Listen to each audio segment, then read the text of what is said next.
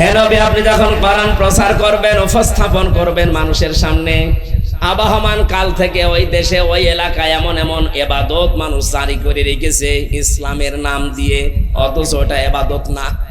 আপনি কোরআন বলতে গেলে ওই ইবাদত গুলো তো টিকবে না, কারণ কোরআনে কারিমে নির্ধারিত করা আছে ইবাদতকে।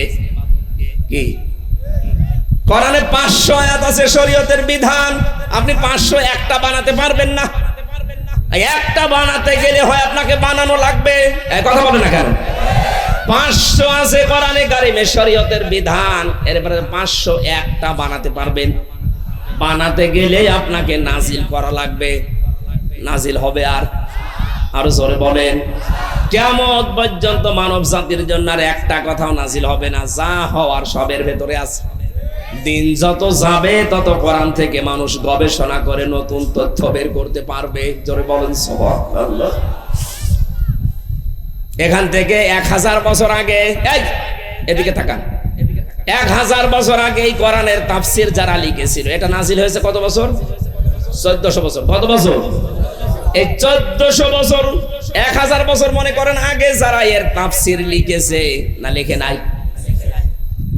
700 বছর আগে যারা তাফসীর লিখেছে, 500 বছর আগে যারা তাফসীর লিখেছে, তখন কি কম্পিউটার ছিল?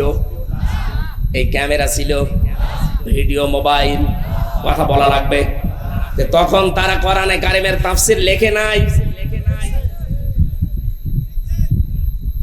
আল্লাহ রাব্বুল আলামিন কোরআনে কারিমে সূরা, এটা জিলজালের ভেতরে আছে সম্ভবত, মাফামাইয়া আমাল মিসকালা যাররাতিন খায়রান ইয়ারা ওয়া মাইয়া আমাল মিসকালা যাররাতিন শাররান ইয়ারা।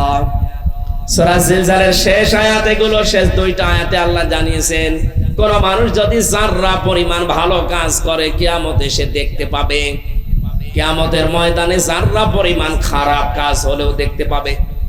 এই বাংলার মুসলমানেরা, এই আয়াতের তাফসীর যারা 1000 বছর আগে লিখেছে, এই ক্যামেরা, ভিডিও, মোবাইল এগুলো যখন ছিল না, তখন তারা কি লিখেছে? কারণ একটা জিনিস অতীত হয়ে যাওয়ার পরে ওটা আবার দেখা যায়।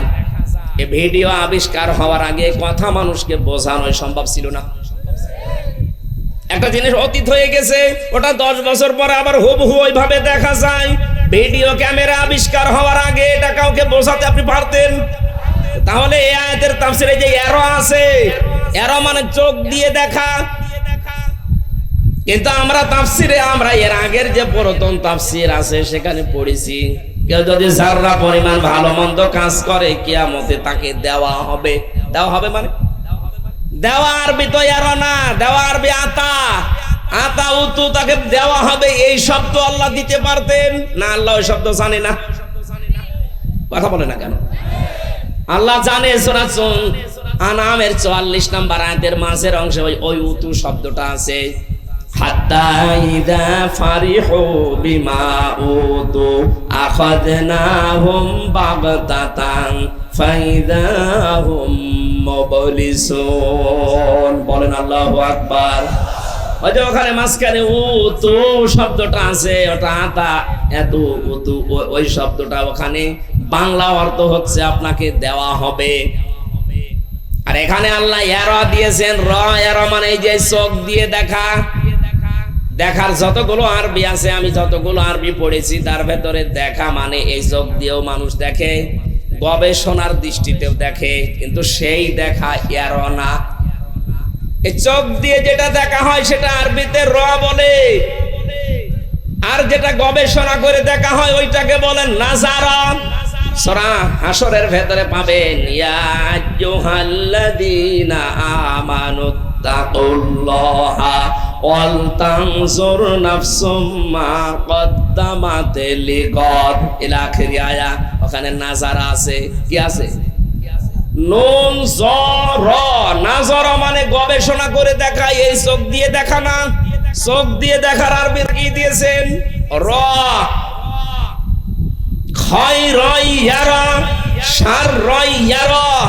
খারাপ ভালো আপনি দেখতে পাবেন ভিডিও ক্যামেরার মতো। কে মন্দিরে আগুন লাগিয়েছে, কে প্রতিমা ভেঙেছে, কিয়ামতের দিন আল্লাহ ভিডিও আকার আপনাকে দেখাবে। এখন এই ক্যামেরা আবিষ্কার হওয়ার আগে, আজ থেকে 700 বছর আগে যদি আপনি এই কথা মানুষকে বলতেন, মানুষ ওই সময় আপনাকে পাগল বলতো। এ কি বলে, যেটা অতীত হয়ে গেছে ওটা আবার দেখা যায়। কিন্তু এখন যদি আপনি যে আমার ছোট মেয়ে যেটা ওরেও বলেন যে এটা কিন্তু দেখা যাবে 2 বছর পর, ও বিশ্বাস করবে, কারণ ও দেখতেছে যে এটা দেখা যায়। এজন্য স্থান কাল পাত্র ভেদে দিন যত যাবে যুগের জ্ঞানের আলোকে বাস্তবতার নিরিখে দিন যত যাবে কোরআনের আয়াত আল্লাহ পাক মানুষকে দিয়ে ওইভাবে ব্যাখ্যা তাফসীর করাবেন। জোরে বলেন সুবহানাল্লাহ। হে নবী, আপনি যখন তাফসীর করতে যাবেন, হয়তো ওই দেশে এমন এমন নিয়ম নীতি পালন করে মানুষ যেগুলো ইসলাম মনে করে আবহমান কাল থেকে চলছে, কিন্তু আসলে ওইটা ইসলাম না। আপনি বলতে গেলে ওই মানুষগুলোর ব্যবসায় ভাটা পড়বে। আজ যারা পীরের নাম নিয়ে, হক্কানি পীর বাদ দিয়ে হাজারো মানুষ আজ ভণ্ড নাম নিয়ে ওরা ব্যবসা করে খাচ্ছে পীর শব্দ নিয়ে। পীরের ছেলে হলে আবার পীর হয়ে যায়, এরকম দেশে নেই? এই কথা বলে না কেন? এটা শুধু বাংলাদেশে একটা দরবারে এখন নেই, তাছাড়া বাকি সব জায়গায় একটাই। চট্টগ্রামের মরহুম মাওলানা আব্দুল জব্বার রহমতুল্লাহ আলাইহি বাইতুল শরফে যিনি আছে, শুধু এইটা বাদ দিয়ে বাংলাদেশে এখন আমি আর কোনো জায়গায় পাচ্ছি না। যদিও এর আগে শাহ কুতুবউদ্দিন রহমতুল্লাহ আলাইহি ছিলেন, এরপরে আবার ওই আব্দুল জব্বার সাহেবের ছেলে এখন পীর হয়েছে, তো ওনার পরে ওনার ছেলে হতে পারেনি। এই দরবারটাই শুধু দেখলাম, বহু দরবারে ঘুরে দেখলাম না এই নিয়ম নীতি নেই। আরে ভাই, ইসলামের সাথে কোরআনের সাথে যেটা মেলে না ওটা কি পীরের দরবার হতে পারে? হযরত ওমর যদি বলতেন, এই ভালো করে তাকান, হযরত ওমর যদি বলতেন আমার ইন্তেকালের পর এই চেয়ারে বসবে আমার ছেলে আব্দুল্লাহ, কারণ সব দিক থেকে তিনি যোগ্যতা সম্পন্ন ছিলেন, তারপরেও তিনি কিন্তু এই কথা বলেননি। উনি বললে কেউ নিষেধ করতো না? কেউ নিষেধ করতো না। তারপরও বলেছেন আমার ইন্তেকালের পরে আমার সন্তান আব্দুল্লাহ যেন না বসে। সাহাবীদের ভেতর থেকে পরামর্শ করে যাকে যোগ্য মনে করো তাকে বসিয়ে দিও, আমার ছেলে যোগ্যতা, তারপরও বসবে না, কারণ আমার ইন্তেকালের পরে মানুষ বলবে ওমর মারা গেছে, মারা যাওয়ার আগে ছেলেকে বসিয়ে গেছে চেয়ারে। আপনার বিবেক কি মরে গেছে নাকি? হ্যাঁ, আপনি এই হাদিসটা একটু তাকাননি কোনোদিন? বিশ্ব নবী যদি বলতেন আমার ইন্তেকালের পরে আমার মেয়ে ফাতেমা বসবে চেয়ারে, কেউ নিষেধ করতো?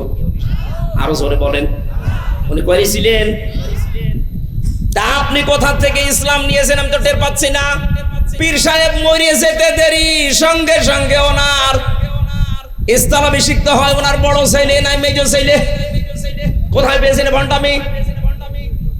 আপনি ইসলাম, এই পীরের যে ব্যবসা এই দেশে চলছে এটা ইসলাম থেকে নেননি, আপনি নিয়েছেন আপনার বাপ দাদার কাছ থেকে। এই কথা বলতে গিয়ে যখন কোরআনের সাথে হাদিসের সাথে মেলে না, তখন ওই মানুষগুলো কি বলবে আসো হামজা দাওয়াত করে খাওয়াই, তখন বলবো তো আমার ব্যবসায় আগুন লাগিয়ে দিয়েছে, ও যেন আর না আসে। আমি হারাজন শব্দের ব্যাখ্যায় ছিলাম, এই এদিকে তাকান, আমি নাম ধরেই বলছি, আপনার যা মনে হয় হোক। এই দেশে যতগুলো দল আছে এখন ৭৩টার উপরে, আপনি দেখবেন মাত্র একটা দলের ভেতরে এই নিয়মটা নেই যে মারা গেলে ওনার ছেলে আবার দলের প্রধান হবে না। আরো দিতে গেলে দলের দলীয় পদ নিতে চায় না, কান্নাকাটি করে, বলে না এত বড় দায়িত্ব আমি নেব না। বাকি বাংলাদেশে কোন একটা দল দেখান যেখানে দায়িত্ব দিতে গেলে নিতে চায় না, কান্নাকাটি করে দেখান, আরো জোর করে নিতে। এরপর আপনার বিবেক খোলে না, কবে খুলবে আবার? উনি মারা যাচ্ছে, ওনার মেয়ে বসবে চেয়ারে, উনি মারা যাচ্ছে, ওনার বউ বসবে চেয়ারে। কোথায় পেয়েছেন ভণ্ডামি? এটা যেহেতু ইসলামে নেই আমরা ওইটা মানি না। আপনি কি ইসলাম নেবেন বাবার কাছ থেকে না নবীর কাছ থেকে? আরো জোরে বলা লাগবে। এটা যদি স্বীকার করেই নেন যে আমি নবীর কাছ থেকে ইসলাম নেব, এই দেশে এই নিয়মে যেটা চলছে আপনাকে সেইটা মানার আহ্বান জানাচ্ছি। এখন আপনার বিবেকে যদি সাই না দেয়, মনে করবেন বিবেকের উপরে কুকুরে প্রসাব করিস। বলছে ঠিক। হারাজনের ব্যাখ্যা করতে গেলে যারা আন্দাজে ইবাদত বানিয়ে নিয়েছেন, আন্দাজে দরবার বানিয়ে নিয়েছেন, ওগুলো তো টিকবে না। তখন ওই মানুষগুলো হে নবী দেখবেন আপনার কথা শোনার পরে আপনার হাদিয়া তোফা নজর নিয়াজ বন্ধ করে দেবে, এমনকি তারা আপনার জানের শত্রু হয়ে দাঁড়াবে। এটা ১৫০০ বছর আগে হয়েছে, এখনো হচ্ছে, কিয়ামত পর্যন্ত হতেই থাকবে। কিন্তু কোরআনে কারীম যেভাবে প্রচার করা দরকার ওইটা বন্ধ হবে না। বন্ধ করা যাবে? যেভাবে আল্লাহ দিয়েছেন আমরা ওইভাবে প্রচার করতে চাই। আল্লাহ আমাদের তৌফিক দেন, বলেন আমিন। ওয়েলকাম জানাচ্ছি তাদেরকে কোরআন শোনার জন্য, কারণ এটা শুধু মুসলমানদের জন্য আল্লাহ নাযিল করেননি। হাদা বায়ানুল লিন্নাস হুদাল লিন্নাস, মানুষ পদবাচ্চে যারা বিবেচিত সবার জন্য আল্লাহর এই কোরআন। হেদায়েত পাওয়ার জন্য কিছু শর্ত আছে কোরআনে, সেটা আলাদা বিষয়, কিন্তু এই কোরআন সবার জন্য। অন্যান্য ধর্মে যারা আছেন তাদের ধর্মীয় গ্রন্থগুলো তাদের ঠাকুর এবং তাদের পুরোহিত যারা, তারা ছাড়া অন্য মানুষ পড়তে পারে না, কিন্তু আমাদের কোরআন ওই রকম না। পৃথিবীতে মানুষ পদবাচ্চে যে বিবেচিত, ধর্ম সে যেটাই মানুক না কেন, কোরআন সে পড়তে পারবে, বুঝতে পারবে। এ ব্যাপারে বাধা আছে না? ওনারা যদি বোঝে, আমার মনে হয় এ পৃথিবীতে সবচাইতে যেহেতু শান্তির ধর্ম প্রমাণ হয়েছে ইসলাম, আর ইসলামের নবী নিয়ে এসেছেন এই কোরআন, এর কাছে আসলে এই মানুষগুলোকেও আল্লাহ শান্তির পথ দেখাবে। বাংলাদেশে আজ ধর্মীয় অনুষ্ঠানের ভেতরে হিন্দুদের যেটা বড় সেটা চলছে সারা দেশে। যেহেতু আমরা ৯৬% মুসলমান এই দেশে বাস করি, মাত্র ৪% আছে অন্যান্য জাতির লোকেরা, ওনারা একটু আতঙ্কে থাকেন না। ইসলাম যদি এ দেশে প্রতিষ্ঠিত হয় এই আতঙ্ক থাকবে না ইনশাআল্লাহ।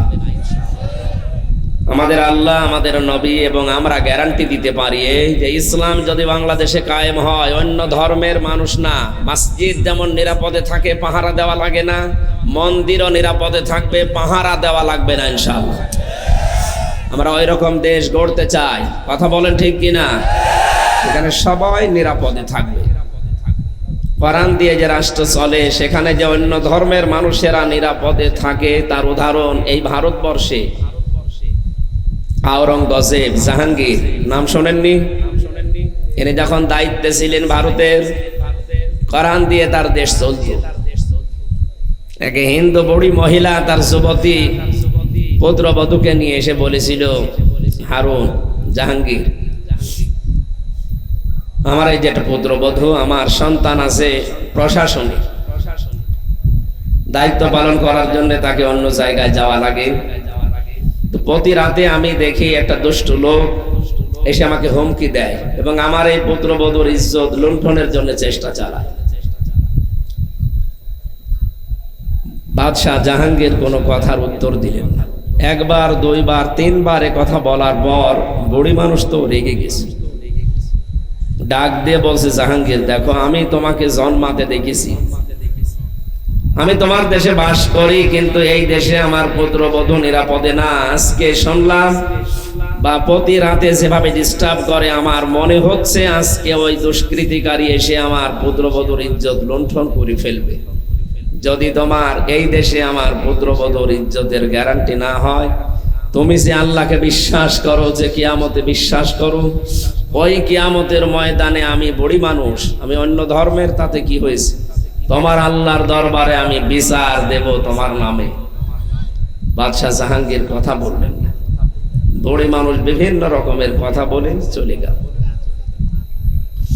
বাদশাহ হারুন রশিদ রাতের বেলা গেলেন, বাদশাহ জাহাঙ্গীর রাতের বেলা গিয়ে দেখেন দেওয়ালের পাশে একটা ঘোড়া বাঁধা আছে, বাড়ির ভেতরে আওয়াজ হচ্ছে, বাঁচাও বাঁচাও। তিনি গিয়ে দেখলেন বুড়ি অসহায় হয়ে আছে। বুড়িকে বললেন, একটা মোমবাতি জ্বালাও। হারিকেন, মোমবাতি, ল্যাম্পো যাই বলেন, এটা তাকে জ্বালাতে বললে। তার হাতে ছিল একটা মাথা, মানুষের মাথা। ওই দুষ্কৃতিকারীর মাথার উপরে হাত দিয়ে যে তরবারির সাথে ছিল, ওটা দিয়ে এক কোপে মাথা নামিয়ে দিয়েছে। বুড়িকে যখন বললেন যে আলো জ্বালাও, মোমবাতি নম্পো হেরিকেন জ্বালাও তাড়াতাড়ি, জ্বালানোর পরে মাথাটা রাখলেন আলোর কাছে, কিছুক্ষণ দেখে ছেড়ে দিলেন বিসমিল্লাহ বলে। বুড়িকে ডাক দিয়ে বলে এক গ্লাস পানি নিয়ে আসো। পানিগুলো তিনি 3 ঢোকে পান করলে। এবার জবাব দিলেন বুড়ি, তুমি যখন আমার কাছে নালিশ দিচ্ছিলে তখন আমার পায়ের নিচ থেকে মাটি সরে যাচ্ছিল, যে আমার দেশে কোরআনের নিয়ম নীতি চলে, আমি একজন মুসলিম বাদশাহ, আর আমার বাড়ির পাশে এই অমুসলিম মহিলা সে নিরাপদে নেই, তার ইজ্জত লুণ্ঠনের চেষ্টা চালাচ্ছে, এটা মনে হয় আমার আত্মীয় স্বজন বা আমার কোনো ছেলে হবে, তাছাড়া এত বড় সাহস তো কেউ দেখাবে না। এই জন্যে ছেলের উপরে যেন কোনো মায়া মহাব্বত তৈরি না হয়, রাতের বেলা আমি ছদ্মবেশে এসে ওর মাথা ধরার পরে দিয়েছি কোপ, মনে করলাম আমার নিজের ছেলেই হয়তো হবে। আমি তো আর অন্ধকারে টের পাইনি, এই জন্য আলো জ্বালাতে বললাম যে দেখতে চাই যে আসলে এটা কার মাথা। যখন দেখলাম যে না এটা আমার ছেলে না, এটা অন্য কেউ, তখন আমি আলহামদুলিল্লাহ বলে মাথাটা ছেড়ে দিয়েছি। দ্বিতীয় নম্বরে, তুমি যখন আমাকে নালিশ দিচ্ছিলে ওই দিন থেকে শুরু করে আজকের পর্যন্ত আমি 1 ফোঁটা পানিও খাইনি। কয়েক ঘন্টা সময় চলে গেছে, আমি একেবারে না খেয়ে আছি। আমি চিন্তা করলাম কিয়ামতে তুমি আমার নামে মামলা দেবে, আমি মামলার আসামি হয়ে যাব, এখান থেকে আমাকে মুক্ত হওয়াই লাগবে। এই কারণে আমি না খেয়ে টেনশনে ছিলাম। এখন তোমার হাত থেকে কেবলমাত্র পানি পান করলাম। সম্মানিত ভাইরা, আমি এই ঘটনাটা কয়েক মিনিটে বললাম এই কারণে, এটা তো আর আরবের ঘটনা না, ভারতের ঘটনা। এই বিক্ষোভ বেশি বছর আগেও না।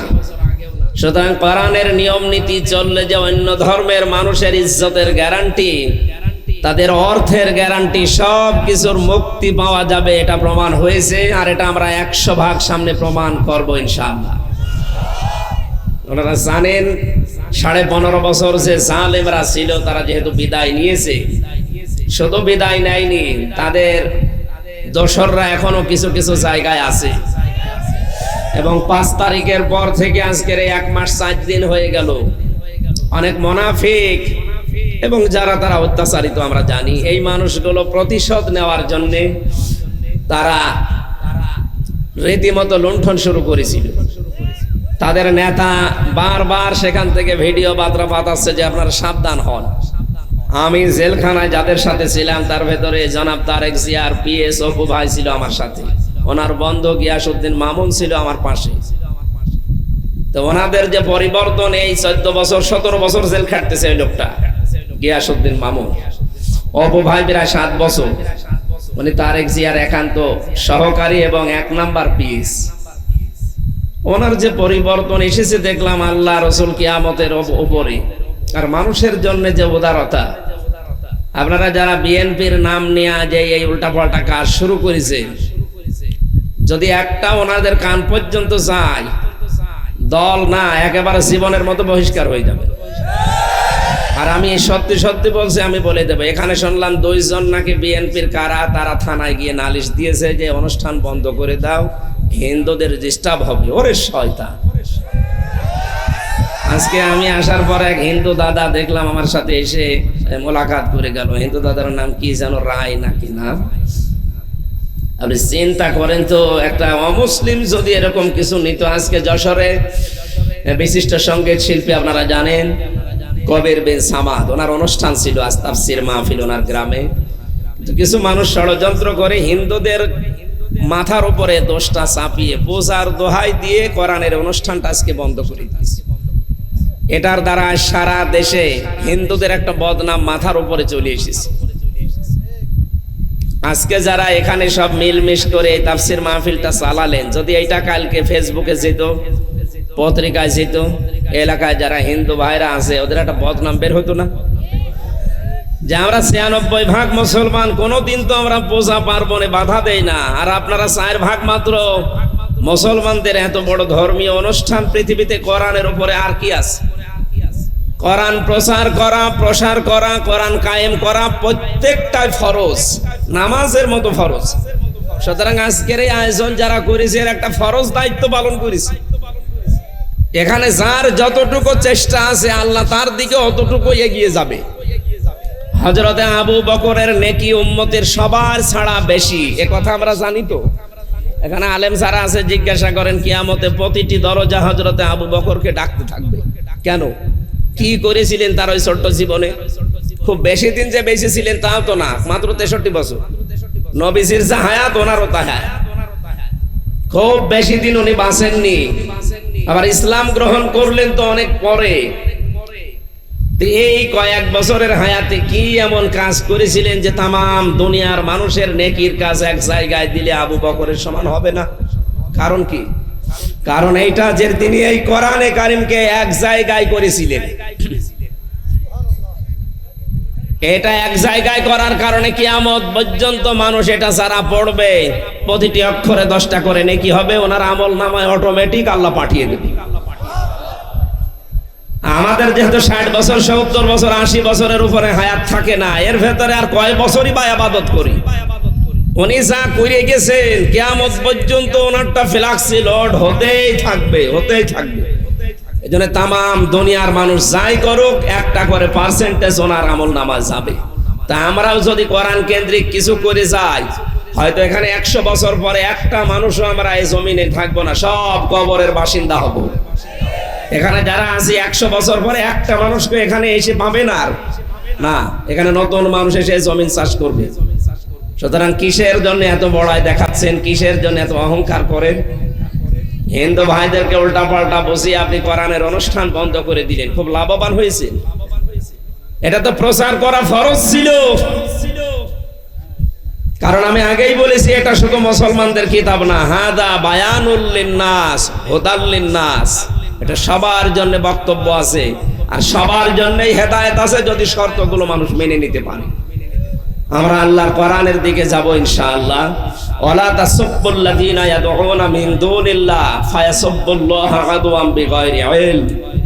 সূরা আনআমের ভেতরে আল্লাহ জানিয়েছেন, হে নবী আপনার উম্মতদেরকে বলে দেন, হিন্দু ধর্মে যারা আছে, অন্যান্য ধর্মে যারা আছে, দেবতাদেরকে যারা ডাকে, ওদের দেবতাকে গালি দেওয়া দূরের কথা,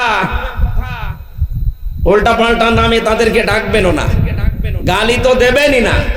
আল্লাহ বাদে যারা অন্য কাউকে ডাকছে ডাকুক, তাদের দেবতাদেরকে তাদের গডদেরকে গালি দেওয়া যাবে না। এ নির্দেশ কার?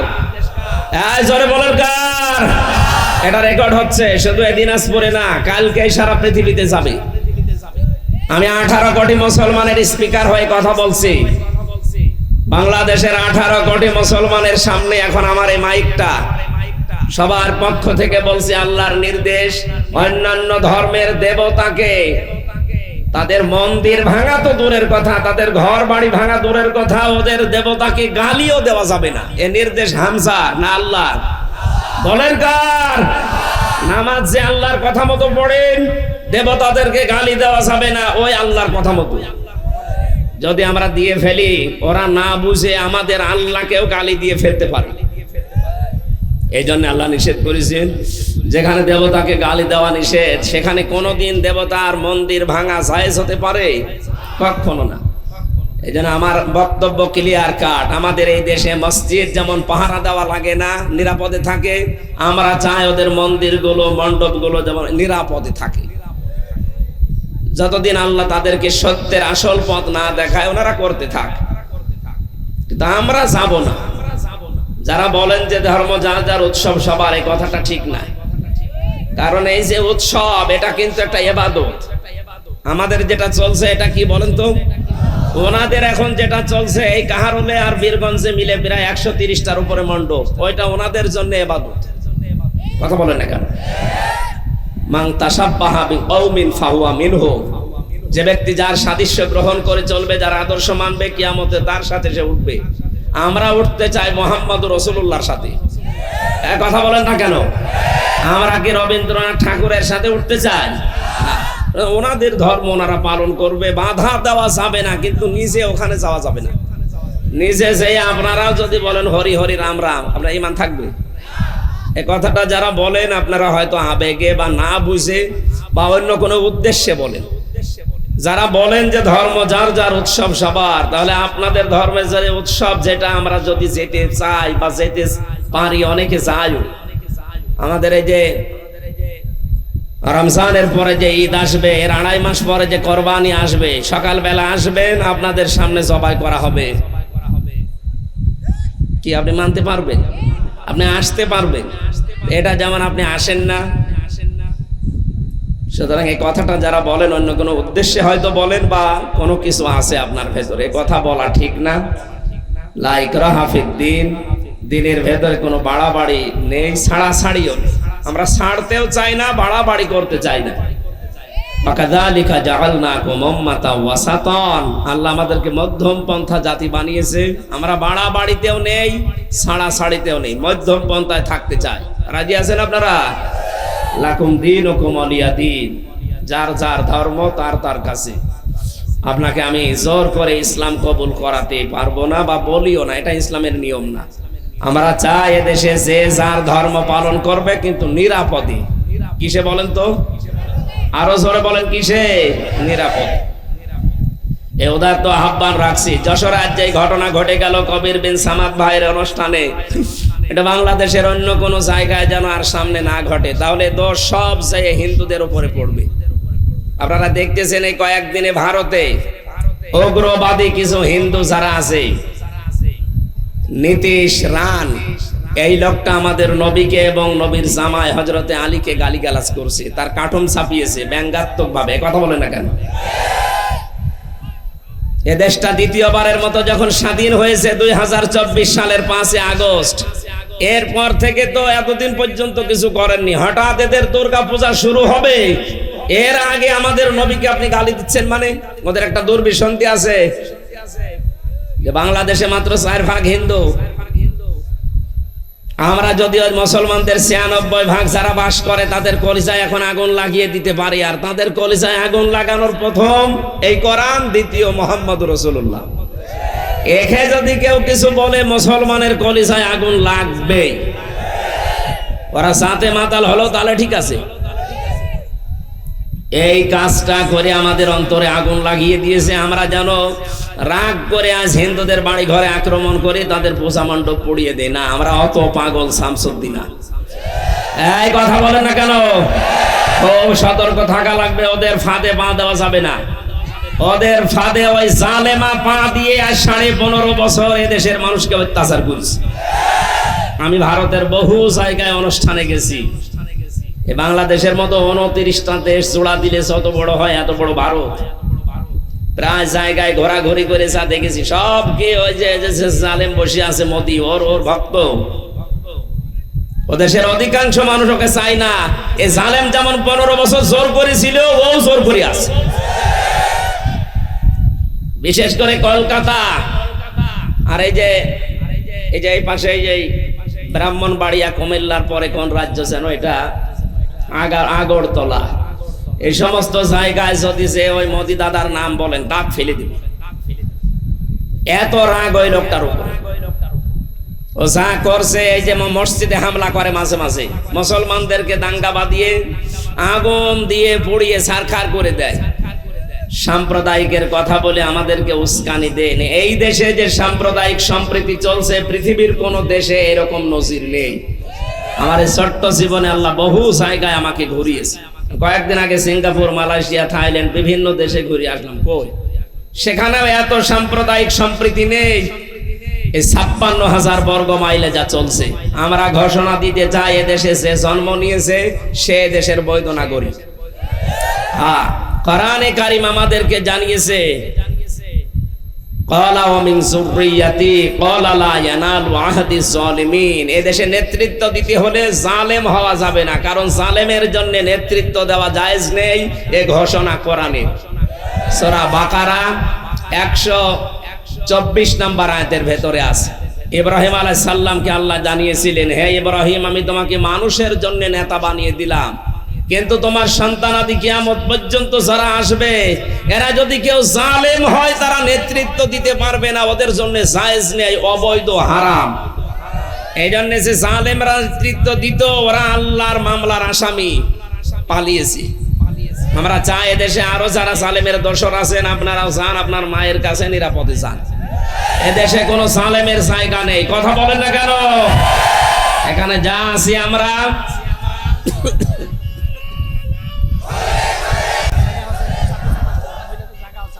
কি করা যাবে? এই বসেন।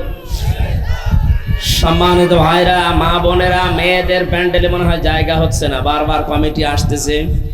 আপনারা একটু সামনের দিকে জায়গা থাকলে একটু এগিয়ে বসেন, একটু চেপে চেপে বসেন। কোরআনের এই অনুষ্ঠানে এসে একটা সুযোগ আছে আমাদের। আমরা জান্নাত পাবো কিনা জানি না, গ্যারান্টি আছে আমাদের? বলেন। কোরআনে কারিমে সূরা মুজাদালায় আল্লাহ জানিয়েছেন, কোরআন শুনতে এসে কোন ইমানদার মানুষ যদি একজন আরেকজনকে একটু জায়গা করে দেয়, আল্লাহ নিজে তার জন্য জান্নাতে একটা জায়গা বরাদ্দ করে রাখে। জান্নাত পাবো কিনা এই গ্যারান্টি নেই, কিন্তু একটা জায়গা বরাদ্দ হচ্ছে। সুতরাং এই সুযোগটা কেউ কাজে লাগানো, যে তারা দাঁড়িয়ে আছে ওদের একটু বসতে দিলে হয় না?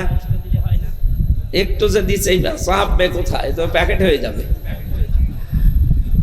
আপনারা যারা পরে এসেছেন এখন আর কি বলবো, এখন জায়গা তো আর নেই। মা বোনেরা একটু যদি থাকে জায়গা, সামনে একটু এগিয়ে বসেন, একটা সুযোগ কাজে লাগান। জান্নাতে আল্লাহ আপনার জন্য একটা জায়গা বরাদ্দ করে দিবেন এই মানবতার কারণে। জোরে বলেন আমিন। সম্মানিত ভাইরা, আমরা কোরআনে কারীম যারা শুনতে এসেছি, কোরআন কিভাবে শোনা লাগে, এই কোরআন কি করে শোনা লাগে, কি পদ্ধতিতে কোরআন উপস্থাপন করা লাগে, এর ভেতরে আছে না? কিভাবে শুনতে হয় আর কি করে বলা লাগে, আমরা এই দুইটা আগে নিয়ে আসি। আল্লাহ পাক বলেন, ওয়াইদা কুরিয়াল কুরআনু ফাসতামিউ লাহু ওয়া আনসিতু লাআল্লাকুম তুরহামুন। কোরআন যখন পড়া হয় তোমাদের সামনে, তখন চুপ থাকবা। 2 নম্বরে দিলের কান লাগিয়ে শুনবা। চুপ থাকাও ফরজ, শোনাও ফরজ। যেহেতু এখন আরম্ভ হয়ে গেছে, সুতরাং চুপ থাকতে হবে। নামাজে দাঁড়িয়ে যেমন চুপ থাকেন, 2 নম্বরে শুনতেও হবে। তাও যেমন তেমন ভাবে না, দিলের কান লাগিয়ে শোনা লাগবে। এ নির্দেশ কার? এখন আমি যেহেতু বলার জন্য বসলাম, কিভাবে আমি উপস্থাপন করব, এ ধরন আল্লাহ আমাকে 1500 বছর আগেই দিয়ে দিয়েছে। কোরআনে কারীমের সূরা আরাফের 1 নাম্বার আয়াতে আল্লাহ ঘোষণা দিচ্ছেন যে এইভাবে আমার বান্দা বান্দীদেরকে কোরআন শোনাবা। কিতাবুন উনজিলা ইলাইকা ফালা ইয়াকুন ফি সাদরিকা হারাজুম মিনহু লিতুনযিরা বিহি ওয়া যিকরা লিল মুমিনিন। আল্লাহ পাক বলেন, এই একটা কিতাব। আবার বলছি, এখন যেহেতু কোরআন আরম্ভ হয়েছে, শুনতেও হবে, চুপ থাকা লাগবে। দুইটাই কি? এরপরও যদি কেউ কথা বলে, আপনি আল্লাহর ভাষা বোঝেননি, ফাযাক্কির বিল কুরআনি মা ইয়াখাফু ওয়াঈদ। So admonish and or by the Holy Quran him who frees my threat.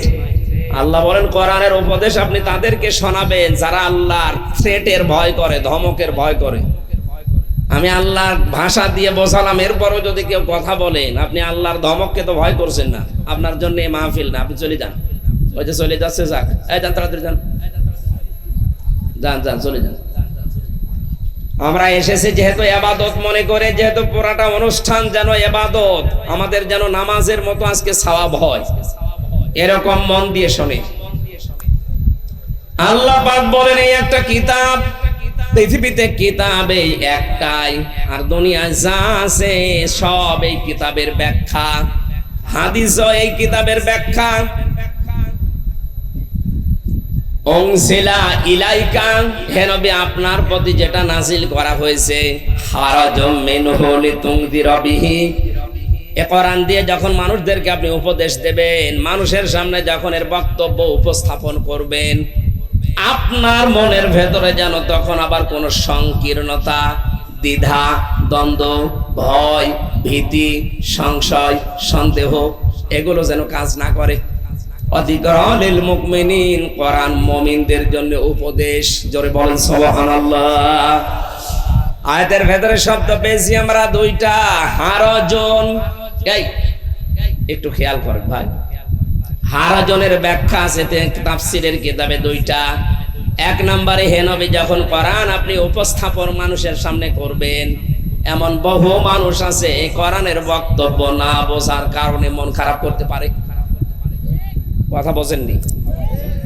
কোরআন আমি যেভাবে উপস্থাপন করব, আল্লাহর ভাষাটা, ওই ভাষা হয়তো আপনার আমার অনেকের বুঝে না আসতে পারে, না বোঝার কারণে অনেকে মন খারাপ করতে পারে।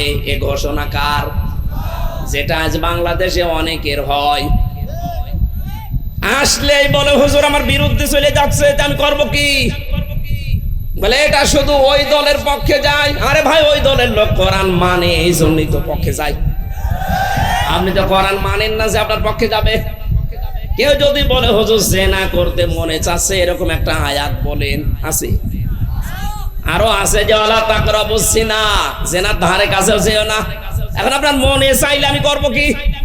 আমি কি নতুন করে নাজিল করব? যারা জেনার ধারে কাছে যায় না, জেনার পথগুলো বন্ধ করে দেয়, এই আয়াত তো তাদের পক্ষে যাবে নাকি? এজন্য যারা বলেন যে যা বলে সব যায় ওই দলে, আমাদের দলে কিছু আসে না, বুঝতে হবে আপনার দল আল্লাহর অভিশপ্ত দল।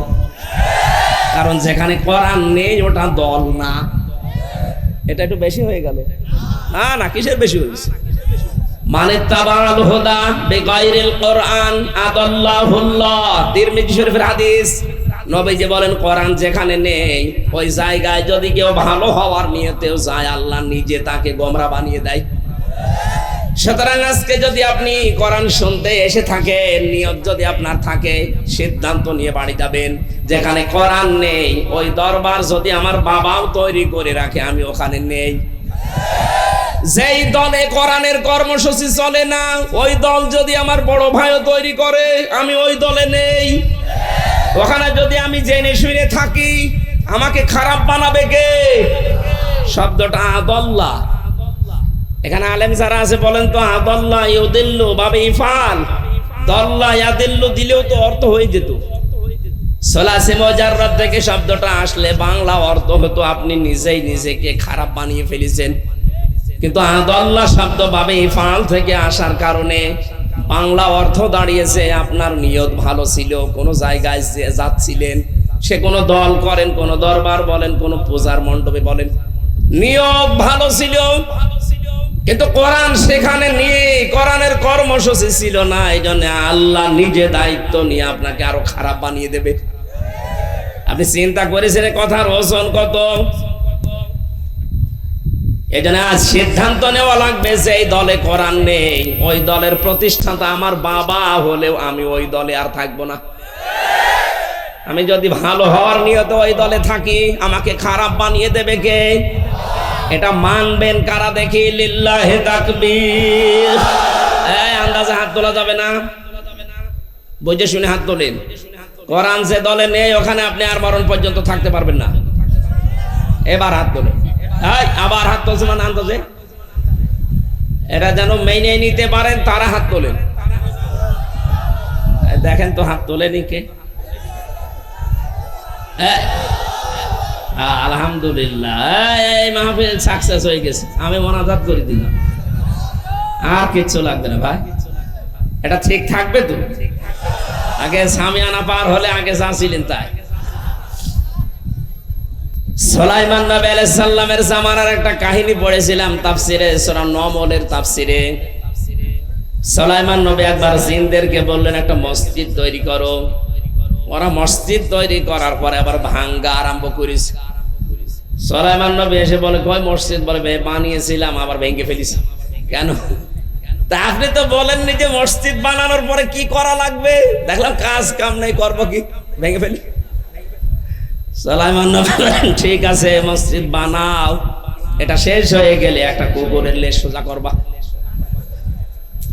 ওরা ঠিক মসজিদ কমপ্লিট করে কুকুর নিয়ে এসে লেজ ধরে টানে, লম্বা হয়ে যায়, যে ছেড়ে দেয় আবার কাছে যায়।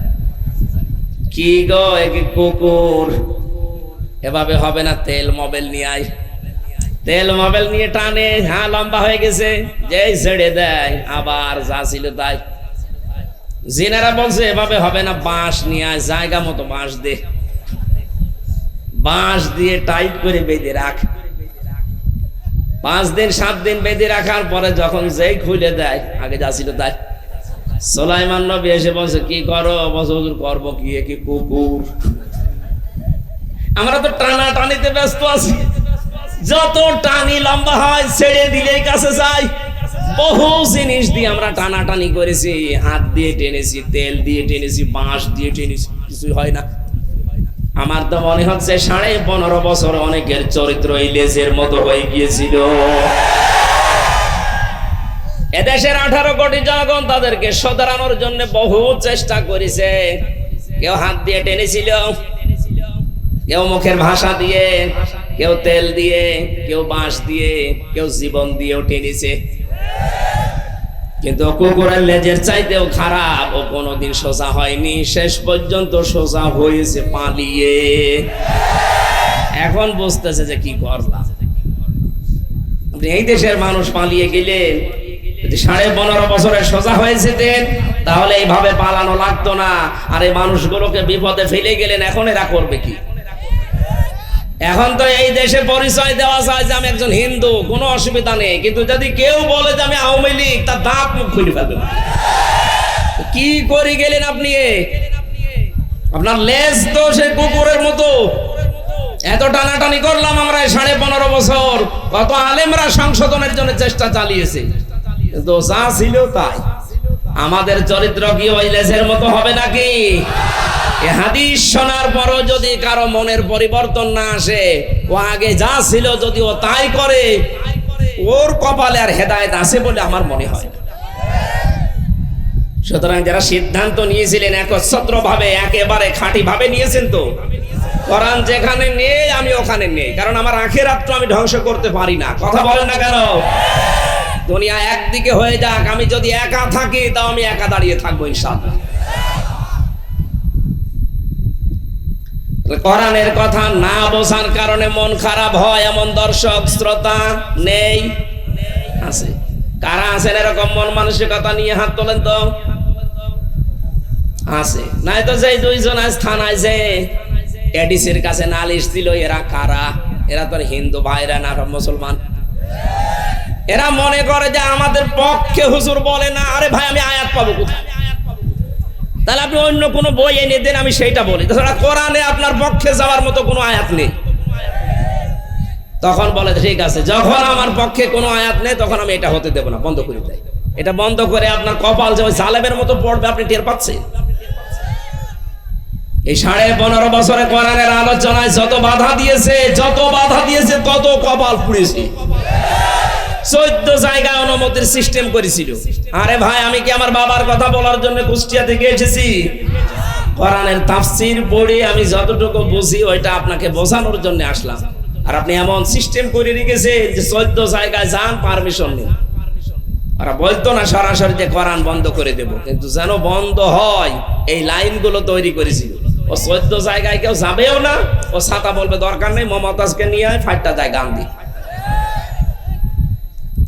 আল্লাহ এখন পুরা পরিবেশ পাল্টিয়ে আজ মুমিনদের হাতে দেশটা তুলে দিয়েছে। ডক্টর মোহাম্মদ ইউনূসকে খালি সুদখোর বলে যারা গালি দেন, আরে ভাই, উনি কি নিজে ডাইরেক্ট সুদ খাচ্ছে? উনি একটা চাকরি করে ওই প্রতিষ্ঠানে। লোকটা যাই করুক, উনি যে ক্ষমতা পাওয়ার পরেই জানিয়েছে দেশে অন্যান্য ধর্মের অনুষ্ঠান যেভাবে চলে, কোরআন ওইভাবে চলবে, কোনো অনুমতি লাগবে না। এই কারণে আল্লাহ তাআলা মাফ করে দিলেন। ওনার জীবনে কিছু কবুল হবে কি না হবে আমি জানি না, কিন্তু কথাটা কত বড় মারাত্মক কথা। 96% মুসলমানের দেশে কোরআনের অনুষ্ঠানে অনুমতি নেওয়া লাগে। এ কিসের? উনি প্রথম দিনই বলেছে কোনো অনুমতি লাগবে না। কিছুদিন আগে বাংলাদেশের সবচাইতে বড় গোয়েন্দা বিভাগের প্রধান, আমি নাম নিলাম না, আপনাদের এই বিভাগে বাড়ি তার, উনি আমাকে বলছে হুজুর কোরআনের কথা যে এই ফোর্সে বলা দরকার, আপনি ওই ফোর্সে সারা বাংলাদেশের 56,000 বর্গ মাইলের প্রত্যেক জায়গায় বলবেন, কোনো অনুমতি লাগবে না। যদি কেউ বাধা দেয়, শুধু নাম ঠিকানা বাবার নামটা আমারে দেবে, ওর ঠ্যাং ভেঙে ফেলবো। আমি বললাম যে স্যার আপনি এতদিন ছিলেন কোথায়? বলছে হুজুর আমি নতুন দায়িত্ব পেয়েছি, আমি একজন মুসলমান, আর মুসলমানের যা কাজ আমি তাই করব। আলহামদুলিল্লাহ, আল্লাহ স্যারের হায়াত যেন বাড়িয়ে দেন। আমি নাম নিলাম না তার সিকিউরিটির জন্য। মাঝে মাঝে আমার সাথে যোগাযোগ হচ্ছে। কোন জায়গায় এখন আর বাধা নেই। আগে যে প্রশাসন বাধা দিত, সে প্রশাসন আজকে বলছে হুজুর তাড়াতাড়ি আসেন, আপনার কেন তুলে দিই। কারণ সবার প্রতি এখন একই নির্দেশ সারা বাংলাদেশে, যে কোরআনের অনুষ্ঠানে কোনো বাধা নেই। এই কিছু মুনাফিক নামধারী মুসলমান এরা হট্টগোল করে, ওরা জানে যে কোরআন আলোচনা হলে আমাদের কোনো কথা এর ভেতর নেই। আপনার ভেতরে যদি কোনো কথা কোরআনে না থাকে, ওই রকম কাজ কারবার করা যাবে? আমি আপনাকে বাঁচাতে চাচ্ছি, আর আপনি দৌড় দিয়ে জাহান্নামে যেতে চান, যান, দরকার হয় লাথি দিয়ে আরো ফেলে দেবো, যান। প্রথম নাম্বার হারাজনের ব্যাখ্যা কি বলেছিলাম, আমি বানিয়ে বলছি না। যত তাফসীর আছে বাংলাদেশে আপনি আসেন, আমি দেখিয়ে দিচ্ছি। এক নাম্বার ব্যাখ্যা এইটা যে কোরআন উপস্থাপন করতে গেলে এমন কিছু মানুষ আছে তারা না বুঝে বিরোধিতা করতে পারে। ওই জামানায় করেছিল, এখনো করছে, এটা কিয়ামত পর্যন্ত করবে। আর যারাই করবে তাদের কপাল আবু লাহাবের মতো, আবু সেহেলের মতো পড়বে। সে 1400 বছর আগে ওরা মারা গেছে, এখনো পর্যন্ত ওদের নামে বরদোয়া থেমে নেই। এক কথা বলে না কেন? কারণ কি, ওরা কোরআন বিরোধী ছিল। 1400 বছর আগে মারা গেছে হযরত ওমর, হযরত আবু বকর সিদ্দিক, তাদের নামে বরদোয়া না, দোয়া থেমে নেই। সারা পৃথিবীতে তাদের জন্য দোয়া হয়। কথা বলেন না কেন? সুতরাং আপনাদের জীবন, আমাদের জীবন হযরত ওমরের মতো যেন হয়, আবু লাহাবের মতো যেন না হয়। হয়তো আমরা কেউ এখানে 100 বছর পরে কেউ থাকবো না, কিন্তু এখান থেকে 200 বছর পর যারা আসবে তারা নাম জানে যদি যে আমক লোক এই বীরগঞ্জে কাহারলে আল্লাহর কোরআনে বাধা দিত, আপনার জন্য দোয়া করবে। 200 বছর পরও আপনি কবরে এই ফ্ল্যাক্সি লোড হয়ে ওদের বরদোয়া যাবে, আর যা পাওয়ার আপনি তাই পাবেন। যেন নিজের কপাল নিজে নষ্ট করেন না। দ্বিতীয় নম্বর ব্যাখ্যাটা বলবো, হে নবী, আপনি যখন কোরআন প্রচার করবেন, উপস্থাপন করবেন মানুষের সামনে, আবহমান কাল থেকে ওই দেশে ওই এলাকায় এমন এমন ইবাদত মানুষ জারি করে রেখেছে ইসলামের নাম দিয়ে, অথচ ওটা ইবাদত না। আপনি কোরআন বলতে গেলে ওই ইবাদত গুলো তো টিকবে না, কারণ কোরআনে কারিমে নির্ধারিত করা আছে ইবাদতকে। কি কোরআনে 500 আয়াত আছে শরীয়তের বিধান, আপনি 501টা বানাতে পারবেন না। একটা বানাতে গেলে হয় আপনাকে বানানো লাগবে। কথা বলে না কেন? 500 আছে কোরআনে কারিমে শরীয়তের বিধান, এরপরে 501টা বানাতে পারবেন? বানাতে গেলে আপনাকে নাজিল করা লাগবে। নাজিল হবে আর জোরে বলেন, কিয়ামত পর্যন্ত মানব জাতির জন্য আর একটা কথাও নাজিল হবে না। যা হওয়ার সবের ভেতরে আছে। দিন যত যাবে তত কোরআন থেকে মানুষ গবেষণা করে নতুন তথ্য বের করতে পারবে। জোরে বলেন সুবহানাল্লাহ। এখান থেকে 1000 বছর আগে, এদিকে তাকান, 1000 বছর আগে এই কোরআনের তাফসীর যারা লিখেছিল, এটা নাজিল হয়েছে কত বছর? 1400 বছর। কত বছর? এই 1400 বছর, 1000 বছর মনে করেন আগে যারা এর তাফসীর লিখেছে, না লিখে নাই? 700 বছর আগে যারা তাফসীর লিখেছে, 500 বছর আগে যারা তাফসীর লিখেছে, তখন কি কম্পিউটার ছিল? এই ক্যামেরা ছিল? Video, mobile? কথা বলা লাগবে। তখন তারা কোরআনে কারিমের তাফসীর লেখে নাই। আল্লাহ রাব্বুল আলামিন কোরআনে কারিমে সূরা, এটা জিলজালের ভেতরে আছে সম্ভবত, মাফামাইয়া আমাল মিসকালা যাররাতিন খায়রান ইয়ারা ওয়া মাইয়া আমাল মিসকালা যাররাতিন শাররান ইয়ারা। সূরা জিলজালের শেষ আয়াত এগুলো, শেষ 2টা আয়াতে আল্লাহ জানিয়েছেন কোন মানুষ যদি যাররা পরিমাণ ভালো কাজ করে কিয়ামতে সে দেখতে পাবে। কিয়ামতের ময়দানে যাররা পরিমাণ খারাপ কাজ হলেও দেখতে পাবে। এই বাংলার মুসলমানেরা, এই আয়াতের তাফসীর যারা 1000 বছর আগে লিখেছে, এই ক্যামেরা, ভিডিও, মোবাইল এগুলো যখন ছিল না, তখন তারা কি লিখেছে? কারণ একটা জিনিস অতীত হয়ে যাওয়ার পরে ওটা আবার দেখা যায়। এই ভিডিও আবিষ্কার হওয়ার আগে কথা মানুষকে বোঝানো সম্ভব ছিল না। একটা জিনিস অতীত হয়ে গেছে, ওটা 10 বছর পরে আবার হুবহু ওইভাবে দেখা যায়। ভিডিও ক্যামেরা আবিষ্কার হওয়ার আগে এটা কাউকে বোঝাতে আপনি পারতেন? তাহলে এই আয়াতের তাফসীরে যে এরো আছে, এরো মানে চোখ দিয়ে দেখা। কিন্তু আমরা তাফসীরে, আমরা এর আগের যে পুরাতন তাফসীর আছে সেখানে পড়েছি, কেউ যদি যাররা পরিমাণ ভালো মন্দ কাজ করে কিয়ামতে তাকে দেওয়া হবে। দেওয়া হবে মানে দেওয়া আরবি তো এরো না, দেওয়া আরবি আতা। উতু তাকে দেওয়া হবে, এই শব্দ আল্লাহ দিতে পারতেন না? আল্লাহ ওই শব্দ জানে না? কথা বলে না কেন? আল্লাহ জানে। সূরা আনামের 44 নম্বর আয়াতের মাঝের অংশে ওই উতু শব্দটা আছে। হাত্তা ইযা ফারিহু বিমা উতু আখাযনাহুম বাগতাতান ফাইযা হুম মুবলিসুন। বলেন আল্লাহু আকবার। ওই যে ওখানে মাঝখানে উতু শব্দটা আছে, ওটা আতা এত উতু, ওই শব্দটা ওখানে বাংলা অর্থ হচ্ছে আপনাকে দেওয়া হবে। আর এখানে আল্লাহ ইয়ারা দিয়েছেন। ইয়ারা মানে এই যে চোখ দিয়ে দেখা। দেখার যতগুলো আরবি আছে, আমি যতগুলো আরবি পড়েছি তার ভেতরে দেখা মানে এই চোখ দিয়েও মানুষ দেখে, গবেষণার দৃষ্টিতেও দেখে, কিন্তু সেই দেখা ইয়ারা না। এই চোখ দিয়ে যেটা দেখা হয় সেটা আরবিতে বলে, আর যেটা গবেষণা করে দেখা হয় ওইটাকে বলেন নাজারা। সূরা হাশরের ভেতরে পাবেন, ইয়া আইয়ুহাল্লাযীনা আমানুত্তাকুল্লাহা ওয়াল তানজুর নাফসুম মা কদ্দামাত লিগাদ ইলা আখির আয়া। ওখানে নাজারা আছে। কি আছে? নুন জর। নাজারা মানে গবেষণা করে দেখা, এই চোখ দিয়ে দেখা না। চোখ দিয়ে দেখার আরবি কি দিয়েছেন? র।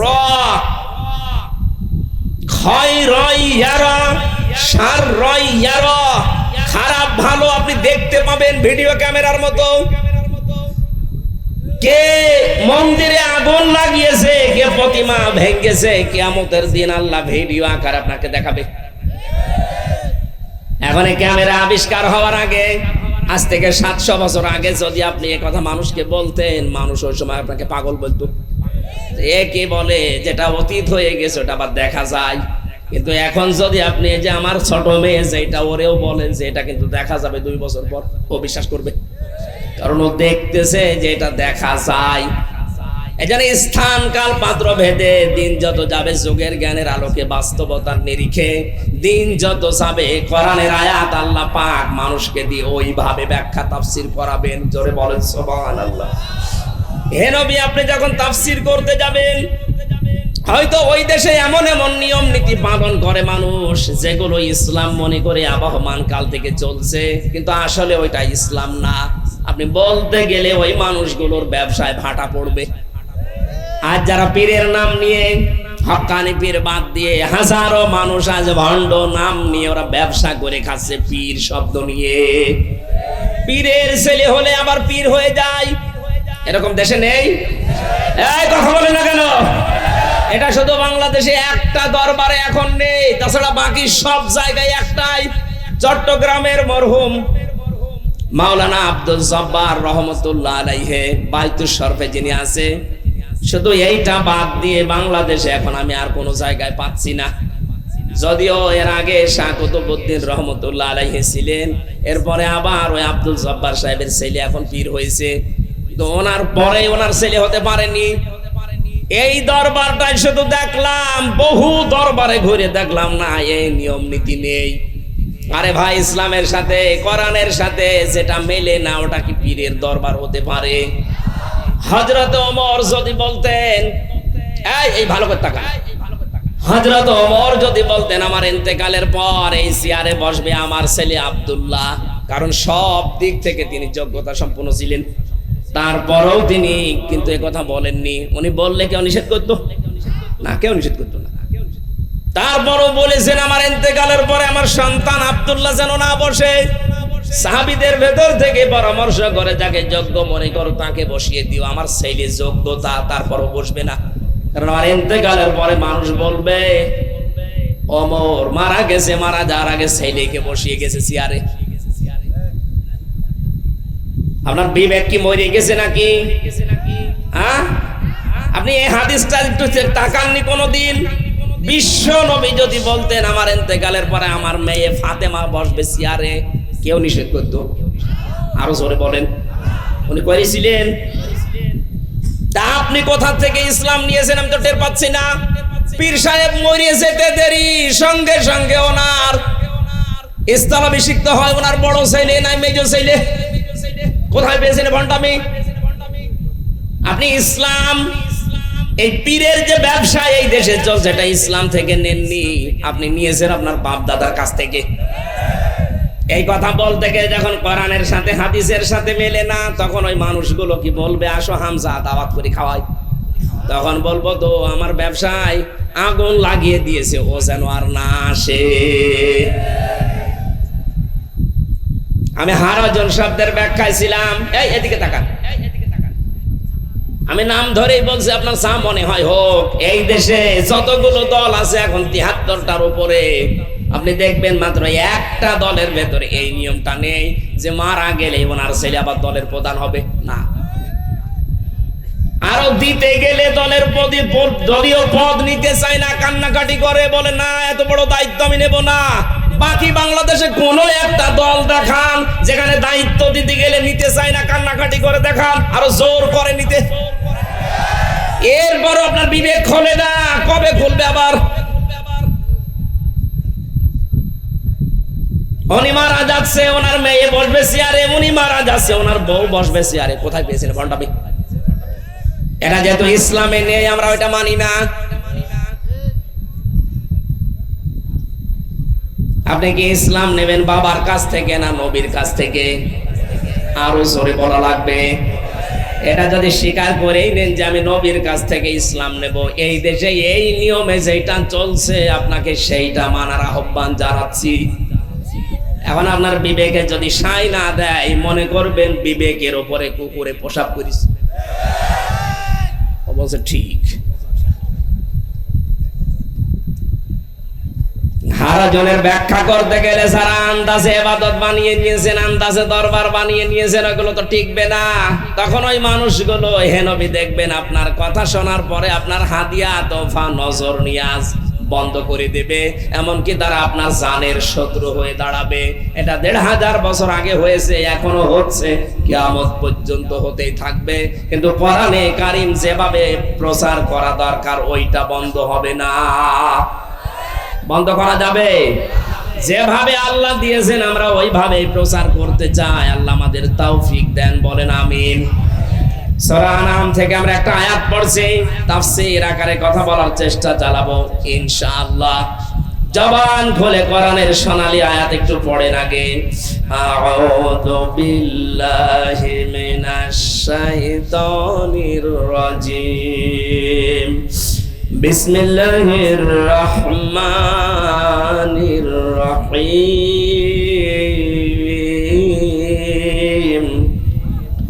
قل تعالوا واتلوا ما حرم ربكم عليكم ألا تشركوا به شيئا وبالوالدين إحسانا।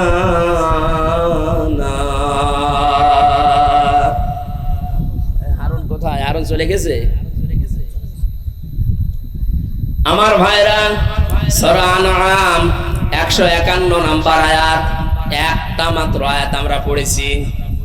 আল্লাহ পাক বলেন, বিশ্ব নবী মুহাম্মদুর রাসূলুল্লাহ ওই জামানায় পৃথিবীর মানুষদেরকে বলেছিল তোমরা আসো।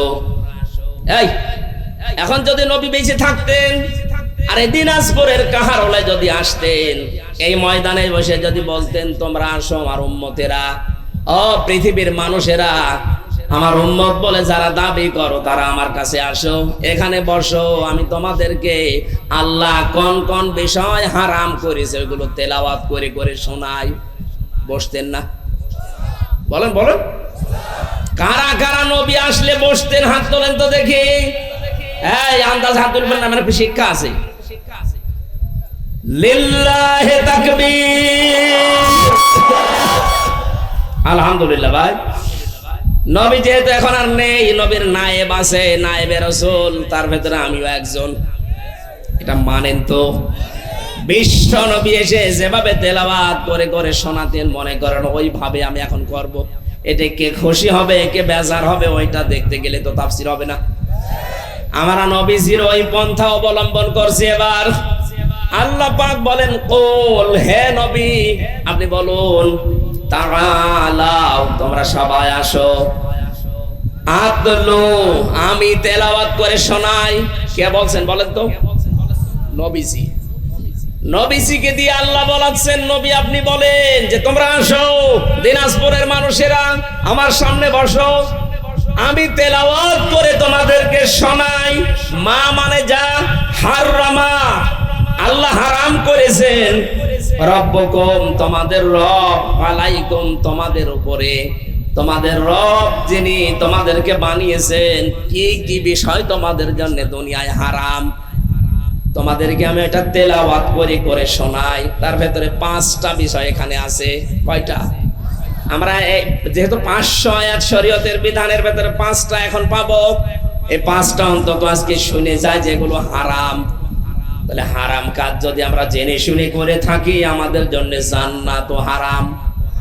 আরো জোরে বলেন, মিলাবেন এগুলো আমাদের জীবনে আছে কিনা? যদি থাকে আজকেই বাদ দেওয়া লাগবে, আর যদি না থাকে ওগুলো থেকে যদি না থাকে তাহলে মারহাবা, আমি জীবনে অনেক ভালো কাজ করে ফেলেছি। 1 নম্বরে আল্লাহ বলেন, আল্লাহ তুশরিকু বিহি শাইআ। হে নবী, আপনার উম্মতদেরকে আপনি তেলাওয়াত করে শোনান। 1 নম্বরে আল্লাহ তোমাদের উপরে হারাম করেছে তার সাথে শিরিক করা যাবে না। এই শব্দটা পরিচিত একটা, শিন র কাফ। শিরকুন শব্দের শাব্দিক অর্থ অংশীদার স্থাপন করা, আল্লাহর সাথে কাউকে যোগ করা।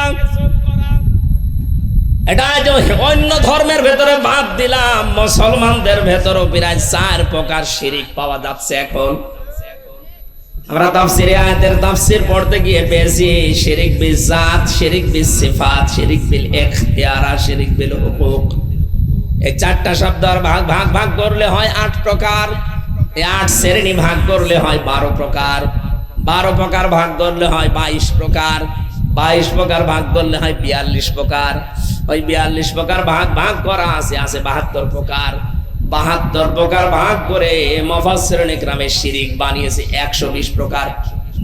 এই শিন র কাফ এই শব্দের ভেতরে এত কথা আছে, 120 দিন সময় লাগবে শুধু এই আয়াত বলতে। এত কথা আল্লাহ আয়াতের ভেতরে লুকিয়ে রেখেছেন। যত সংক্ষেপে পারা যায় আমরা সামারাইজ করে খুব তাড়াতাড়ি ডেলিভারি দিচ্ছি।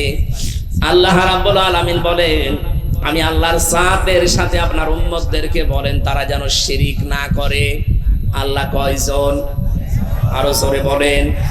পৃথিবীর অন্যান্য ধর্মের সাথে আমাদের ধর্মটা মেলে না, এই কারণে আপনি খ্রিস্টানদেরকে জিজ্ঞাসা করেন, ওরা 3 জনকে মানে, আল্লাহকে মানে, পাশাপাশি আল্লাহর ছেলে আছে একজন, আল্লাহর বউ আছে একজন, এটা মানে। আপনি ইহুদিদেরকে জিজ্ঞাসা করেন, তারা মানে 2 জনকে, তারা আল্লাহকেও মানে, পাশাপাশি তার একটা ছেলে আছে হযরত উযাইর আলাইহিস সালাম, তাকেও মানে। হিন্দুদেরকে ভাই জিজ্ঞাসা করেন, ওরা বলবে আমাদের 3টা 2টা না, আমাদের 33 কোটি। কত? পৃথিবীতে এরকম 4,500-এর উপরে ধর্ম চলছে। কোন ধর্মের সাথে ইসলাম ধর্মের এই মূল নীতির মিল নেই। আমরা মানি শুধুমাত্র একজনকে, যার কোনো শরীক নেই, অংশীদার নেই। কথা বলা লাগবে। এজন্য প্রথমে এই স্বীকৃতি আপনাকে দেওয়া লাগে, লা ইলাহা ইল্লাল্লাহু মুহাম্মাদুর রাসূলুল্লাহ, লা ইলাহা ইল্লাল্লাহ। জবান খুলে তেলাওয়াত করেন, লা ইলাহা ইল্লাল্লাহ। আমি বললে দিবা, লা ইলাহা ইল্লাল্লাহ, লা ইলাহা ইল্লাল্লাহ, লা ইলাহা ইল্লাল্লাহ মুহাম্মাদুর রাসূলুল্লাহ। কয়েকদিন আগে চুয়াডাঙ্গা জেলায় 2 জন স্বামী স্ত্রী মুসলমান হয়েছে, তারা শিক্ষিত মানুষ। ওনাদেরকে কালিমাটা পড়ালাম, পরে আমাকে প্রশ্ন করছে, শুধু এতটুকু বললেন কেন? আপনাদের কালিমা আমি 5টায় জানি, অথচ এখানে আমরা হাজারো অনেক মুসলমান যারা 5টা না 3টার বেশি কালেমা জানেই না। এমনকি এই যে হুজুর বসে আছে, এরা যদি এখন 5টা কালেমা বলতে বলেন 2টার বেশি মনে পারবে না, অথচ অনেক বড় হুজুর, মাদ্রাসার মুআতামিম। অনেক বড় বড় মুসলমানকে আমি জিজ্ঞাসা করে দেখেছি 5 কালেমার 2টার পরে জানে না, অথচ হিন্দু মানুষ মুসলমান হচ্ছে 5 কালেমায় তারা আয়ত্তে আছে। আমি যখন শুধু এই শাহাদাতটা পড়ি, কালেমায়ে তাইয়্যিবাটা পড়িয়েছি, আমারে বলছে না শাহাদাত পড়ান, এরপরে তামজিদ আছে, তাওহীদ আছে, রদ্দে কুফর আছে, সবগুলো আমারে পড়ান। আমারও তো 5টা মুখস্থ না, আমি দেখে দেখে পড়ালাম। মুখস্থ করে তো রাখি না, শুধু এই 2টাই রেখেছি। মানে আমাকে এই কথার স্বীকৃতি দেওয়ার জন্য বলছিল, হুজুর শুধু লা ইলাহা ইল্লাল্লাহ না, ওয়াহদাহু লা শারীকা লাহ এইটা বলেন, যে আমি এমন আল্লাহর উপরে ঈমান আনছি যার কোনো শরীক নেই, তিনি একা একক। সুবহানাল্লাহ বলতে পারেন নাই? তাহলে আমরাও এমন আল্লাহর প্রতি ঈমান এনেছি যার কোনো শরীক, আরো জোরে বলেন, অংশীদার স্থাপন যারা করছেন না বুঝে করছেন। পৃথিবীর এই পৃথিবীতে একেবারে সর্বপ্রথম ধর্ম যেটা সনাতন ধর্ম, তার নাম ইসলাম। যদিও অনেকে আজ এই কথা প্রচার করেছে সনাতন ধর্ম মানে হিন্দু ধর্ম না, সনাতন মানে পুরাতন। সনাতন মানে কি? পুরাতন ধর্ম। পৃথিবীতে ইসলামের আগে আর কোনটা ছিল? এ পৃথিবীর প্রথম মানুষ যিনি হযরত আদম আলাইহিস সালাম, তার স্ত্রী হযরতে হাওয়া, তাদের ধর্ম কি ছিল বলেন তো? আরো জোরে বলেন। তাদের ধর্ম ছিল ইসলাম। তাদের চাইতে পুরাতন কেউ আছে? আপনি যে বলেন পুরাতন মানে সনাতন ধর্ম মানে হিন্দু ধর্ম না, ওটা অনেক পরে এসেছে। ওটা হাবিল আর কাবিলের মাধ্যমে শয়তান ধোঁকা দিয়ে বোকা বানিয়ে ওই ধর্মের আবিষ্কার করেছে। পৃথিবীতে একটাই ধর্ম আল্লাহ পাক, পুরাতন ধর্ম, যেটা আদম নবী থেকে এখন পর্যন্ত চলছে, কিয়ামত পর্যন্ত এই ধর্মের উপরে আল্লাহ শুধু রাজি আর খুশি, তার নাম ইসলাম। এর আগে আমি বানালাম সূরা আলে ইমরানের 85 নম্বর আয়াত, ওয়ামাইয়া বলতাগি গায়রাল ইসলামি দীনান ফালাইয়ুকবালা মিন ওয়া হুয়া ফিল আখিরাতি মিনাল খাসিরিন। জোরে বলেন আল্লাহু আকবার। আল্লাহ পাক বলেন ইসলাম বাদ দিয়ে পৃথিবীর যে কোনো ধর্ম অনুসরণ করে যদি আমাকে রাজি করতে চাও, আমি কখনো রাজি হব না। আল্লাহ যে কখনো হবে না তার বাংলা কি? এই যে লান আছে, ফালাই ইকবালা, ইকবালা এটা মজারে বর্তমান ভবিষ্যৎ, প্রেজেন্ট ফিউচার। এর আগে ফা আছে আর পরে লান আছে। আরবি গ্রামার অনুযায়ী লান যদি কোনো মজারের আগে আসে অর্থ হয় কখনো হবে না। সুতরাং আজ ইসলাম বাদ দিয়ে পৃথিবীর যে কোনো নিয়ম নীতি ধর্ম পালন করে যদি আল্লাহকে রাজি করতে চান, আপনি আল্লাহর মন পাবেন না। এই কথা বলেন না কেন? শুধু এতটুকু আল্লাহ শেষ করেননি, ওয়া ফিল আখিরাতি মিনাল খাসিরিন। সবচেয়ে বড় ক্ষতি হবে আপনার মরণের পর। আপনি যেন ক্ষতিগ্রস্ত হয়ে না যান, আপনি যেন বিপদে না পড়েন, এই জন্য আহ্বান জানাচ্ছি, আসেন শান্তির ধর্মে ইসলামে আসেন, পরিপূর্ণভাবে মেনে নেন। এর ছাড়া শান্তি, এর ছাড়া নিরাপত্তা, স্বস্তি পৃথিবীর কোনো ধর্ম আপনাকে দিতে পারবে না। আপনি যদি স্বস্তি চান, শান্তি চান, নিরাপত্তা চান, ইসলাম বাদ দিয়ে পৃথিবীতে কোন ধর্ম আছে আপনি আমারে বলেন, আমি সেখানে যাব। বহু ধর্মের নিয়ম নীতি আমি বিশ্ববিদ্যালয়ে থাকাকালীন পড়েছি, কিন্তু না আমি পাইনি। ইসলামের বাইরে যা পেয়েছি সেখানে শুধু অশান্তি। বিশ্বের যতগুলো দেশে আমি ঘুরেছি, বহু জাতির সাথে আমার ওই গাড়িতে দেখা হয়েছে, ট্রেনে হোক, বাসে হোক, প্রাইভেট গাড়িতে হোক। আমি যাওয়ার সময় অনেক ইহুদির সাথে বেরিয়েছি, খ্রিস্টানের সাথে, হিন্দুদের সাথে, বৌদ্ধদের সাথে, মাজুসিদের সাথে মিলেছি, দেখেছি তাদের মনের কথাগুলো। ওরা নিজেরাই যখন একান্তে থাকে বলেছে, না পৃথিবীর একটাই মাত্র ধর্ম আছে শান্তি, স্বস্তি, নিরাপত্তা দিতে পারে, তার নাম ইসলাম। যদিও বাপদাদার ধর্ম পালন করি বা বংশের কারণে, প্রতিবেশীর কারণে, প্রভাব প্রতিপত্তির কারণে সঠিকটা বলতে চাই না। আমি নিজে পরীক্ষিত, যখন বরিশালে পড়তাম ওই সময় ব্রিজ ছিল না, যাওয়া লাগতো লঞ্চে, নৌকায়। যে লঞ্চ, ছোট ছোট লঞ্চ, সেগুলো বৃষ্টি বা বাদল আসলে, ঝড় উঠলে কাঁপাকাঁপি করতো। আমার পাশে দাদা, হিন্দু দাদা আর দাদি বসে আছে। যখন টলাটলি করছে, মুসলমানেরা পড়ছে লা ইলাহা ইল্লাল্লাহ, হিন্দু দাদা দেখছে বলছে লা ইলাহা ইল্লাল্লাহ। কি গো, আপনার চেহারা দেখে মনে হচ্ছে আপনি অন্য ধর্মের, কারণ ওদের দেখলে বোঝা যায় না। এখানে কি দেওয়া থাকে একটা।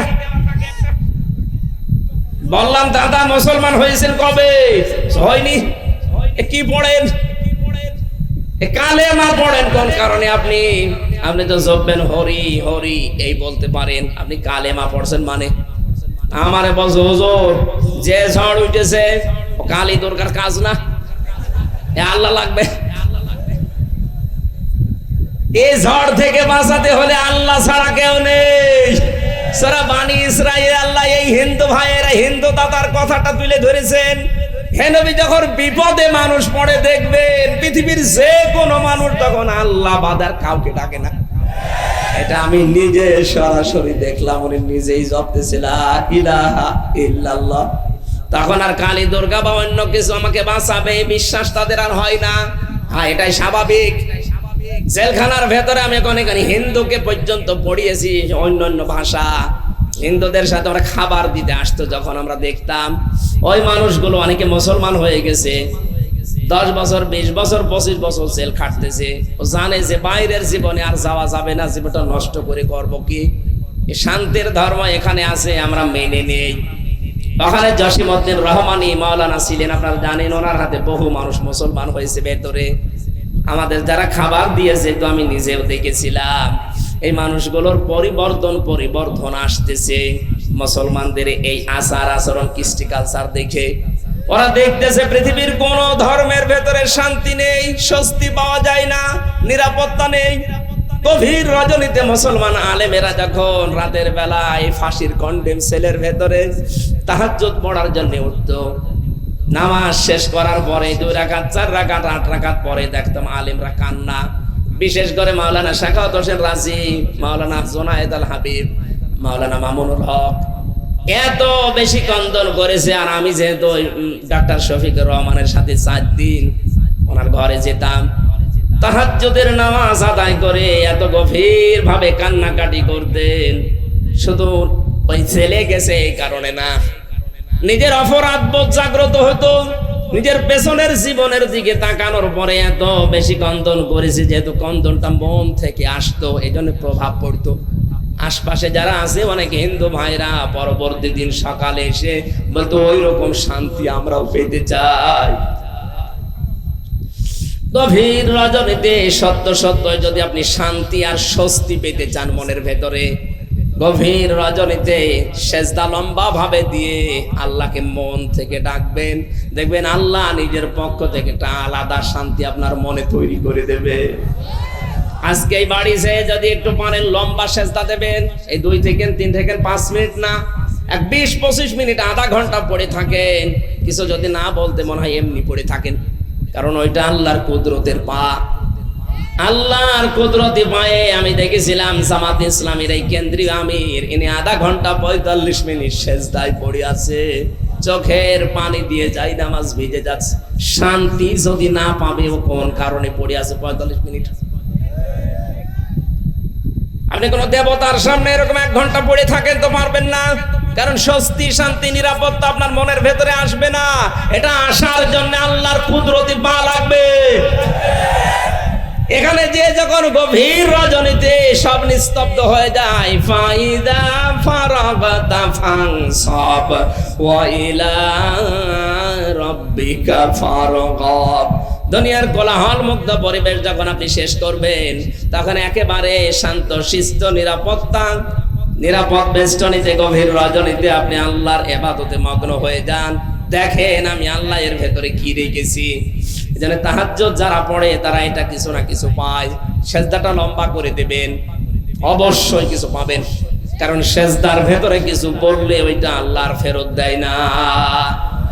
আমরা সেজদা লম্বা করে দিয়ে আমার মনের কথাগুলো বাংলায় বলেন, অসুবিধা নেই, কিন্তু নফল নামাজে, কোন নামাজে, নফল হোক সুন্নত হোক, এই নামাজগুলোতে যদি লম্বা সেজদা দিয়ে সুবহানা রাব্বিয়াল আলা 3 বার বলার পর, 5 বার বলার পর মনের কথা আপনি বাংলায় বলতে আরম্ভ করেন, আল্লাহ আমার ছেলের অসুখ পড়ে আছে, যে আমার স্ত্রী এখন লাইফ সাপোর্টে, আমার মেয়েটা আইসিইউতে, কয়েকদিন আগে তাদের কেবিনে দিয়েছে। অথচ আপনাদের ডাকে সেই ঢাকা থেকে কুষ্টিয়া থেকে দৌড় দিয়ে চলে আসা লাগছে বাধ্য হয়ে, না আসলে মাহফিলটা তো মাঠে মারা যাবে। অথচ পড়ে আছে তারা, আমারও অবস্থা ভালো না। ডাক্তার আমাকে বলেছে কথা বলা যাবে না, সর্বোচ্চ রাত 10টার পরে জেগে থাকবেন না, আর শরীর ঘামলে আবার যা হয়ে গিয়েছিল রংপুরে সেদিন ওই রকম হয়ে যাবেন। এজন্য গা ঘামান ফ্যান আবার কি রওশনের সাথে মতো হয়ে গেল, তো বন্ধ। সুবহানাল্লাহ, আলহামদুলিল্লাহ,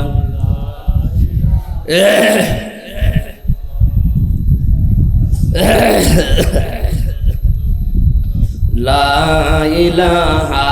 আপনাদের এখানে যারা দায়িত্বে আছে প্রশাসনে এবং হিন্দু ভাইরা পর্যন্ত চালাতে বলেছিল, আর কি চালাবো না, শেষ করে দেবো।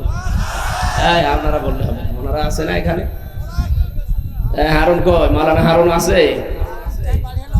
হ্যাঁ, ও আলহামদুলিল্লাহ, ঠিক আছে।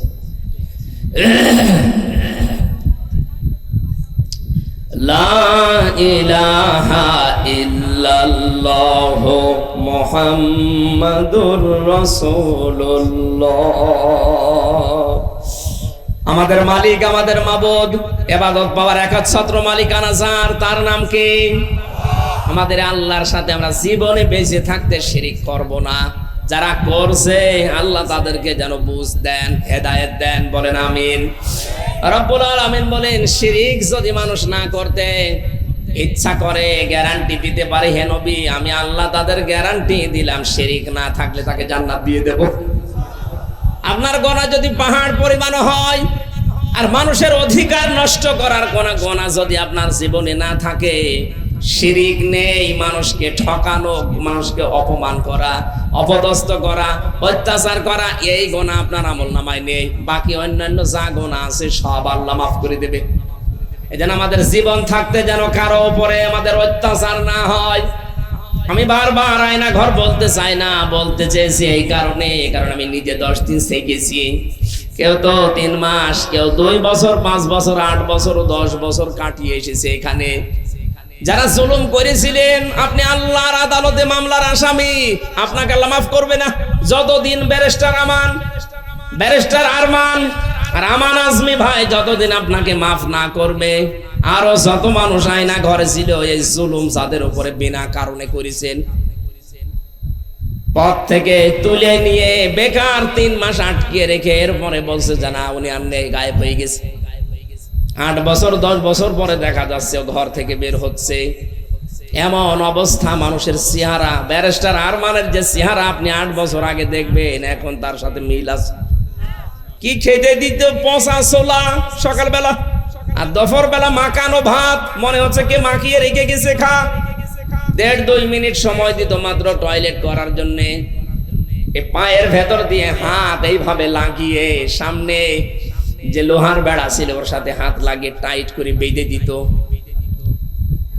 আপনি যদি এমনি শুয়ে থাকতে বলতেন 1-2 ঘন্টা, 5 ঘন্টা, 1 দিন 2 দিন 5 দিন থাকা যায়। 8টা বছর আপনাকে শুইতে দেয়নি, মাজার হাড় বাঁকা হয়ে গেছে। আমি তো 10 দিনে আমার হাল শেষ হয়ে গেছে। আমি তো যুবক মানুষ, তাই আমি পারি নাই। আর ব্যারিস্টার আরমান, ব্রিগেডিয়ার জেনারেল আমান আজমি ভাই বয়স্ক মানুষ, 60 বছর 70 বছর তাদের বয়স। ওদের ভাই এমনি মাজার কাটি ঢিল হয়ে গেছে। আর তাদেরকে যদি 10টা বছর একাধারে মাটিতে শুইতে দেয় না হাত দিয়ে। আমার সাথে যিনি ছিলেন মাওলানা মুফতি ফখরুল ইসলাম, মানে আমার সাথে শেষে ছিলেন জেলখানায়, আমারে বলতো হামজা ভাই আমারে নিয়ে এইভাবে বেঁধে রেখেছিল। 2 দিন 5 দিন 10 দিন না, মাসের পরে মাস। আমি মাঝে মাঝে বলতাম আল্লাহ তুমি আমারে মরণ দিয়ে দাও। মানুষ যে শুয়ে থাকে করি এটা জানার পরও খাবার খেতেন, স্বামী স্ত্রীর কাছে থাকতেন, দুনিয়াদারি করতেন। আমার তো বিশ্বাস হয় না। আপনি অবশ্যই লাল পানি খেতেন বা ঘুমের বড়ি খেতেন, তাছাড়া আপনার ঘুম আসা সম্ভব না। আপনার জীবনে যদি জুলুম থাকে, কারো উপরে অত্যাচার থাকে, তাহলে আপনার জীবন শেষ। এই দুনিয়াও তো শেষ, আখিরাতও আপনার শেষ। আমাদের দ্বারা যেন এরকম কিছু না হয়, আমরা সতর্ক থাকবো। আল্লাহর অধিকার কিছু যদি নষ্ট হয়, নামাজ পড়েননি, রোজা রাখেননি, হজ করেননি, আল্লাহর অধিকার ছিল আপনি করেননি, ইচ্ছা করলে আল্লাহ মাফ করে দেবে। কিন্তু কোন মানুষের অধিকার যদি নষ্ট হয় আর শিরিক যদি আপনার জীবনে থাকে, আপনার আর মাফ পাওয়ার লাইন নেই। ইন্নাল্লাহা লা ইয়াগফিরু আন ইউশরাকা বিহি ওয়া ইয়াগফিরু মা দুনা যালিকা লিমান ইয়াশা। কোন মানুষ যদি শিরিক করে আমি আল্লাহ ওরে আর মাফ করি না। এজন্য আহ্বান জানাচ্ছি, যারা শিরিকে আছেন একটু বিবেকটা কাজে লাগান। এত বড় মাবুদ যিনি নেই থেকে আপনাকে এ পর্যন্তই নিয়ে এসেছে, আপনি কি তো নেই ছিলেন? কি আপনার কোনো আলোচনা ছিল না দুনিয়ায়? আমি যে হামজা 33 বছর বয়স, 33 বছর আগে হামজা বলি আমাকে কেউ চিনতো? বলেন। সেই নেই থেকে শুরু করে আজ আমাকে চেয়ারে পর্যন্ত সে আল্লাহ বসালেন, তার সাথে শিরিক করব, আমার বিবেক কি মরে গেছে? জীবনও না। নবীজি বলেছেন তোমাকে যদি পুড়িয়ে ফেলা হয়, টুকরা টুকরা করা হয়, তার ভেতরেও তুমি শিরিক করবা না, আর যা করো করো, শিরিক করবা না।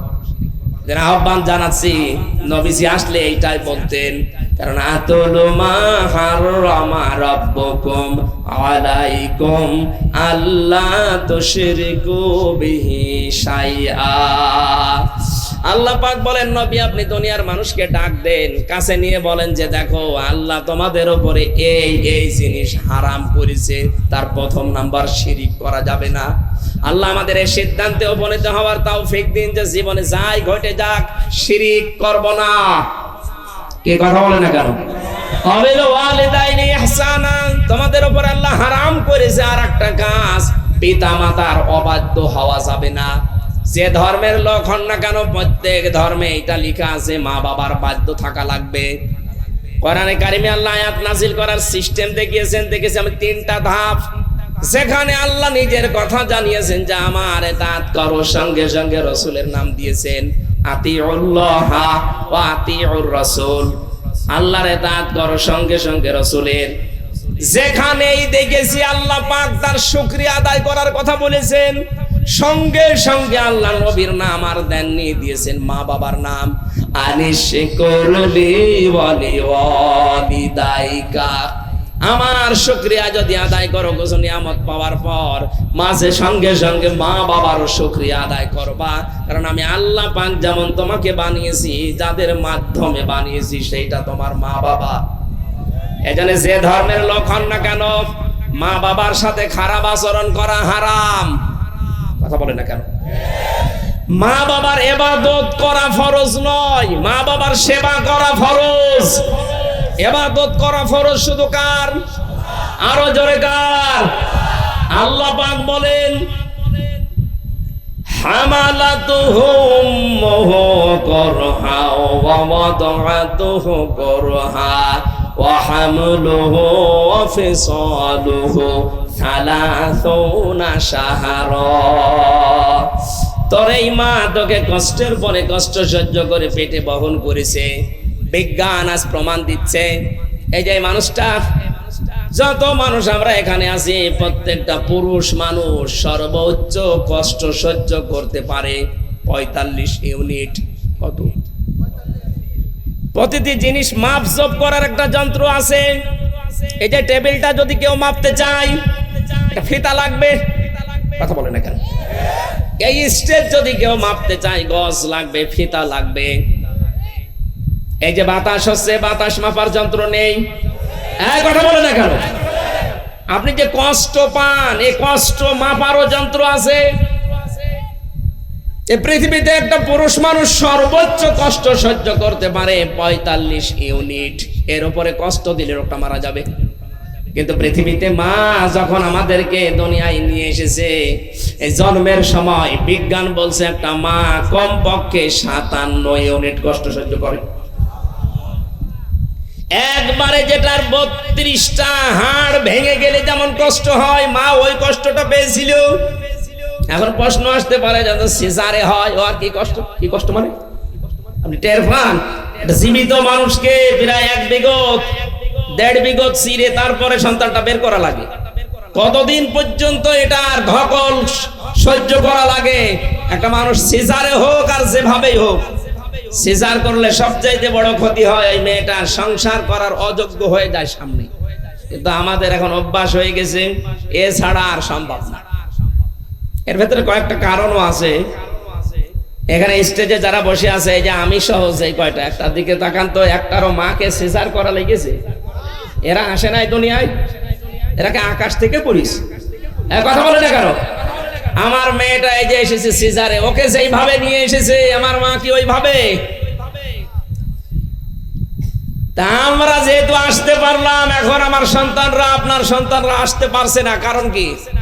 কারণ এখন আমাদের যারা আছে এই মানুষগুলো আল্লাহর চাইতে এরা ডাক্তারের উপরে ভরসা বেশি। সন্তান পেটে আসতে দেরি, খালি স্বামীকে বলে একটু দেখো কি আছে ভেতরে। কি দেখবো? আল্ট্রাসাউন্ড করো। 8-10 বার করে আল্ট্রাসাউন্ড করতে করতে আল্লাহর উপরে ভরসায় নষ্ট হয়ে যায়। আল্লাহ জানিয়েছেন, আল্লাহু আখরাজাকুম মিন বুতুনি উম্মাহাতিকুম, আমি নিজে মায়ের পেট থেকে বের করে নিয়ে আসার দায়িত্ব নিলাম। যখন বারবার এই কাজ করে, আল্লাহর উপরে ভরসা বাদ দিয়ে ডাক্তারের উপরে করে। আর এগুলো করার পেছনে কারণ হচ্ছে এই মেয়েটার মা। ওর মা খালি বারবার বলে আমার জাদুর কষ্ট হবে, তাড়াতাড়ি নিয়ে চলো। এখনো হইতে ওর 2 মাস দেরি, বলে না এখনই তুলে ফেলো। আরে আপনার মেয়ে যে সংসার করার অযোগ্য হয়ে যাচ্ছে, আমি নিচে নাই নামলাম না। বাস্তবতা বোঝেন? আল্লাহ যে রাস্তা দিয়েছে, রাস্তা দিয়ে সন্তান আসতে গেলে কিছুদিন পরে ওটা স্বাভাবিক হয়ে যায়। কিন্তু উল্টা রাস্তা যখনই তৈরি হয় তখন ওটা আর স্বাভাবিক থাকে না। এই মানুষের, এই মেয়েটার শরীরের অনেক কিছু নষ্ট হয়ে যায়। এই জন্য সর্বাত্মক ভাবে চেষ্টা করার পরে যদি না হয়, ডাক্তারদের বোর্ড বসবে, সিদ্ধান্ত হবে, এরপরে সিজার। আর এখন শুধু অ্যাম্বুলেন্সের ডাক শুনতে দেরি, তাড়াতাড়ি ওরা কেস ধার দেয় যে কাজ হচ্ছে। সম্মানিত মা বোনেরা, কষ্ট যদি সহ্য না করেন তাহলে সন্তানের সাথে আপনার মহব্বত বাড়বে কি করে? 3টা কারণে মহব্বত বাড়ে। পৃথিবীতে কষ্ট সহ্য করে নিয়ে আসা, 2 নম্বরে মায়ের দুধ খাওয়ানো। এটা এখন তো উঠে যাচ্ছে দিন দিন, এখন শুধু টানো আনো কথা বলে। কোরআনে কারিমে সূরা বাকারার ভেতরে আছে, ওয়ালা ওয়ালিদাতু ইরদিউনা আওলাদাহুন্না হাওলাইনি কামিলাইনি আইয়ুতিম্মার রাদা। আমি পৃথিবীর প্রত্যেকটা বাবাকে আদেশ দিলাম। কাকে? আমি কি ভুল বলে ফেলছি? না না, কিসের ভুল বলছি? আমার মাথা কি খারাপ হয়ে গেছে? ওয়াল ওয়ালিদাতু ইরদিউনা আওলাদাহুন্না হাওলাইনি কামিলাইনি লিমান আরাদা আইয়ুতিম্মার রাদা। এটা মুযাক্কার শব্দ, মুআন্নাস না। প্রত্যেকটা বাবাকে আদেশ দিলাম কমপক্ষে 2 বছর পর্যন্ত সন্তানকে দুধ খাওয়াবা। দেশে আমাদের আছে ওইসব জিনিসপত্র। তাহলে এই আয়াত কি ভুল নাকি?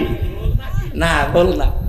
তাফসীর হচ্ছে এইটা, সন্তানের দুধ পানের দায়িত্ব কিন্তু মার না, এটা বাবা। মা পান করাচ্ছে, এটা আপনার প্রতি ইহসান করে দিচ্ছে। উনি যদি বলে যে না আমি দুধ খাওয়াবো না, প্রত্যেক দিন দুধ 8 বার করে একটা বাচ্চাকে খাওয়ানো লাগে। কয়বার? কথা বলছেন এখানে?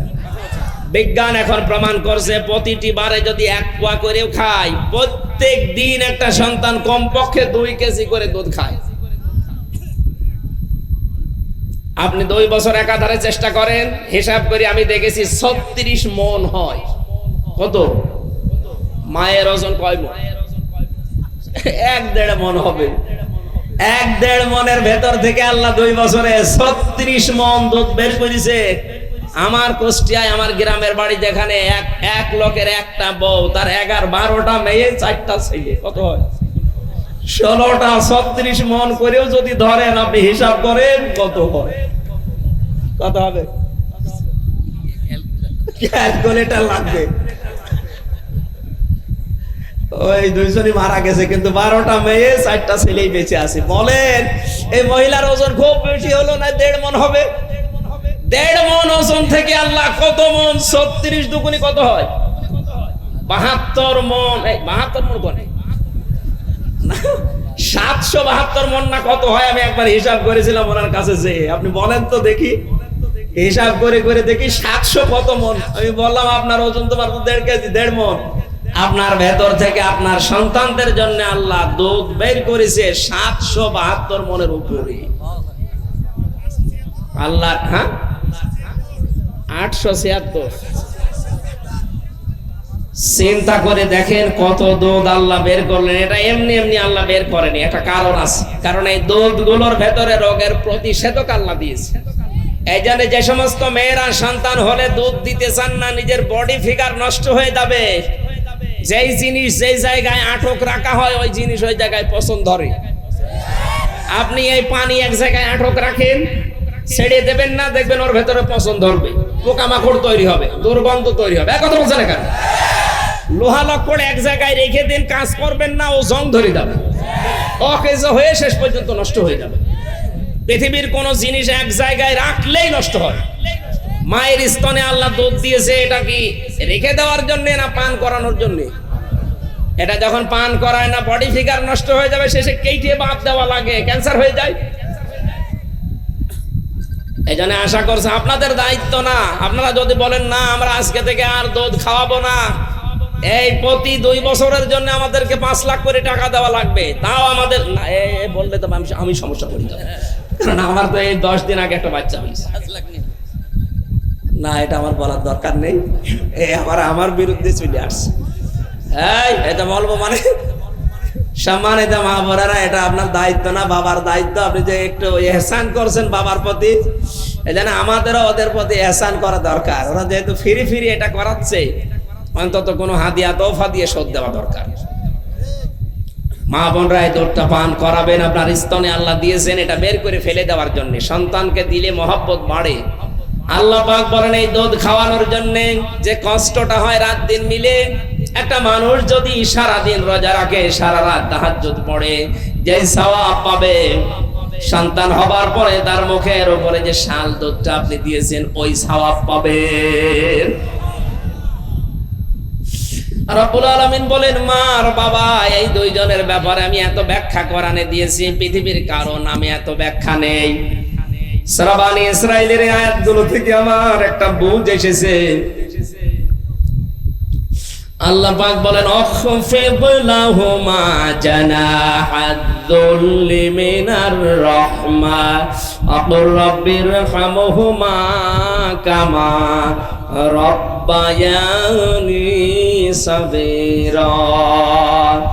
জবান খুলে এই দোয়াটা ওদের জন্য পড়েন, রাব্বিরহামহুমা কামা রাব্বায়ানি সাগীরা। এই যে খফজন আল্লাহ দিলেন, যারা তাফসীর বোঝেন তাদেরকে বলছি একটু তাকান কি শব্দ আল্লাহ চয়ন করলেন। আল্লাহ বলেন আখফিজ, খফজন মানে ডাউন করার পরে ফল করে দেওয়া। হে পৃথিবীর মানুষেরা, যারা সন্তান আছো, তোমরা মার বাবার উপরে তোমাদের ডানা, যেটা রহমতের যে ডানা ছায়া, এই ছায়াটা এভাবে ডাউন করবা, এরপরে ফল করে দিবা। আমাদের প্রশ্ন হচ্ছে কোরআনের কাছে, কোরআন পৃথিবীর মানুষের কি ডানা হয়? কথা বলে না কেন? আমাদের তো ডানা নেই, ডানা হয় পাখির। আমাদের কি আছে? হাতের আরবি কি? ইয়াদুন। আল্লাহ ইয়াদুন দিতে পারতেন না? বাহাদুদা, আইন দোয়া দাল এই শব্দ দিতেন, বা ইয়া দাল ইয়াদুন দিতেন। আল্লাহ রাব্বুল আলামিন এই শব্দ বাদ দিয়ে পাখির কাছ থেকে ধার করে নিয়ে হাওলাত করে আমাদের লাগিয়ে দিলেন, যে তোমাদের যে ডানা আছে, জানাহাদ-যুল্লি, নম্রতার যে ডানা, এটা মা বাবার জন্য এভাবে বিছিয়ে শেষ করবা না, ডাউন করার পরে এভাবে ফল করে দিবা। আমাদের ডানার নাম আল্লাহ হাতের নাম দেয়নি এই কারণে, কারণ আমাদের হাতের ভেতরে কোনো নরম জিনিস নেই, সব শক্ত। কিন্তু পাখির যে ডানা, ওর ভেতরে নরম কিছু পর আছে, পালক আছে। এটা এত নম্র, এত নরম, সফট, কোমল। কথা বলেন এখানে, এটা একটার সাথে একটা যখন মিলে যায়, পাখিটা যখন নিজের ডানা এভাবে ডাউন করে ফল করে দেয়, ওর নিচে যে বাচ্চাগুলো অবস্থান নেয়, তখন একটা কিচির মিচির আওয়াজ দেয়। বাংলায় ওটাকে বলা হয় অনির্বচন সুখ। মায়ের ডানার নিচে পাখির বাচ্চাগুলো যখন একটা অনির্বচন সুখ পায়, আল্লাহ আমাদেরকে জানিয়েছে পৃথিবীর বান্দা বান্দিরা, মা বাবা যতদিন বেঁচে আছে তারা যেন মনে করে যে আমার হামজা থাকতে আমাদের আর কোনো চিন্তা নেই। বাংলার মুসলমানের আমাদের মা বাবা যারা আছে তারা কি এটা মনে করতে এখন পারছে না? তারা খাবারই পায় না ঠিক মতো। আজ হাজারো ওর কারণে মানুষ তার মায়ের সাথে বাবার সাথে খারাপ আচরণ করতে বাধ্য হচ্ছে। সম্মানিত মা বোনেরা যারা বউ আছেন, আপনিও কিন্তু আর 20 বছর পরে ঠিক ওই জায়গায় পৌঁছাবেন। ওই জায়গায় পৌঁছালে কেমন লাগবে আপনার সেটা এখন চিন্তা করে আপনার শাশুড়ির সাথে মায়ের মতো আচরণ করেন।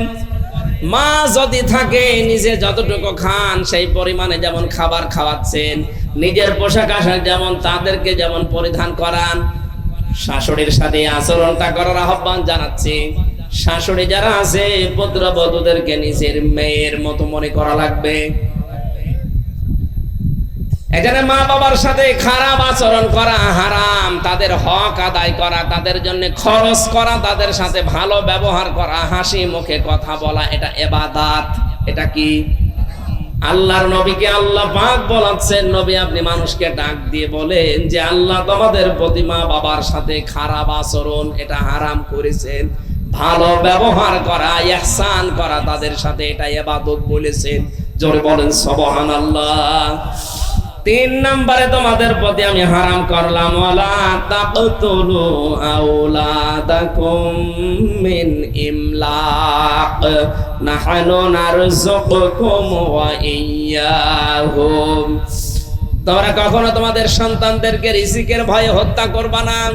এই যে সন্তান যাদের চলে আসে, রূহ যদি এসে যায় 40 দিনের পরে ওই সন্তানকে আর নষ্ট করা যাবে না। যদি এই মনে করে নষ্ট করে ফেলেন যে না জানি আমি কি খেতে দেবো, আপনি কি ওর রিজিকের মালিক নাকি? বলেন না কেন? এই জন্য হারাম কাজটা করা যাবে না যদি তৈরি হয়ে যায়। হ্যাঁ, তৈরি হওয়ার পরে যদি আপনার সামর্থ্য না থাকে, একে মানুষ করবেন কি করে চিন্তা ভাবনা করুন, আগে থেকে সতর্ক হবেন। তো একেবারে শেষ হয়ে গেলে 40 দিন পার হওয়ার পরে কিন্তু ওটা নুতফা, মদগা, আলাক শুরু হয়ে যায়। আমি ওইটার বিস্তারিত ব্যাখ্যায় গেলে অনেক সময় লাগবে, জন্য সামারাইজ করছি। ওয়ালা তাকরাবুল ফাওয়াহিশা, আল্লাহ বলেন ফাওয়াহিশ, ফাহিশা কাজের কাছে যাওয়া যাবে না, সেটা প্রকাশ্যে হোক আর গোপনে হোক। মা যাহারা মিনহা মা বাতান। ওয়ালা তাকতুলুন নাফসাল্লাতী হারামাল্লাহু ইল্লা বিল হক, অন্যায় ভাবে কাউকে হত্যা করা যাবে না। অথচ আগস্টের 5 তারিখের আগে 1080 জনের তালিকা প্রকাশ হয়েছে। সম্পূর্ণ অপরাধ, সম্পূর্ণ নিরপরাধ মানুষকে তারা হত্যা করেছে। এটা হারাম কাজ ছিল। এই হারাম কাজকে নিজের ক্ষমতা টিকিয়ে রাখার জন্য এই কাজটা যারা করেছেন, আপনাদেরকে ক্ষমা চাওয়া লাগবে ওই পরিবারস্থ লোকদের কাছে যাদেরকে আপনি পুড়িয়ে মারলেন। এই যে আশুলিয়ায় যে লাশগুলো ভ্যানের উপরে লাশ তুলে আগুন লাগিয়ে পুড়িয়ে দিল, আবু সাইদের মতো, মুগ্ধ ভাইয়ের মতো যত মানুষকে আপনি হত্যা করলেন দুনিয়া থেকে, এদের কি বিচার ব্যবস্থার দ্বারা প্রমাণ হয়েছিল এরা অপরাধী, এদেরকে মেরে ফেলো? হয়নি, আপনি নিজে মারলেন। সুতরাং যারা মানুষ হত্যার সাথে জড়িত অন্যায় ভাবে, এটা হারাম কাজ। আর জেনে শুনে যারা ক্ষমতা টিকানোর জন্য হারাম কাজ করেছেন, তারা আল্লাহর মামলার আসামি। যালিকুম ওয়াসাকুম বিহি লাআল্লাকুম তাকিলুন। আল্লাহ এভাবে ব্যাখ্যা দিয়েছেন, আমরা ব্যাখ্যাগুলো আর বলতে পারছি না। এত সুন্দরভাবে আল্লাহ ব্যাখ্যা করে মানুষকে জানিয়েছেন। রব্বুল আলামিন বলেন, তোমাদের যদি বুদ্ধি থাকে, আকল থাকে, তাহলে তোমাদের এই কথাগুলো শোনার পরে উপকার হবে। আল্লাহ আমাদের আকলকে, বুদ্ধিকে জাগ্রত করার তৌফিক দিন, আমিন। আল্লাহুম্মা আমিন। রব্বানা আতিনা ফিদ দুনিয়া হাসানা ওয়া ফিল আখিরাতি হাসানা ওয়া কিনা আযাবান নার। এ আসমানের মালিক, বিস্তীর্ণ জমিনের মালিক, এ বিশাল আসমান জমিনের তুলনায় তোমার সৃষ্টি। এই হাত দুইটা বড় ছোট্ট, এই ছোট ছোট দুটি হাত আমরা কোরআন শুনতে এসে তুলে ধরেছি। মেহেরবানি করে আমাদের এই দুটি হাত একেবারে খালি ফেরত দিও না। 2 দিন ব্যাপী তাফসীর মাহফিলের শেষ রজনীতে আল্লাহ তাআলা ভিক্ষুকের মতো, এতিমের মতো, মিসকিনের মতো, কাঙ্গালের মতো দেখো তুলে ধরেছি। মাথা নিচু করেন, চক্ষু বন্ধ করেন। জীবনের অপরাধগুলো স্মরণ করেন। কোরআন শুনতে আসলে তুমি নিজেই জানিয়েছো, কেউ যদি তওবার নিয়তে আসে আল্লাহ তুমি তাকে মাফ করে দাও। আমরা স্বীকার করছি এই জনসম্মুখে যে আমরা অপরাধী, আমরা প্রকাশ্যে গোপনে অশ্লীল কাজ করেছি। যে হারাম কাজগুলোর কথা তুমি বললে যেগুলো হারাম, যতদিন বেঁচে আছি আল্লাহ আমাকে সহ প্রত্যেককে হারাম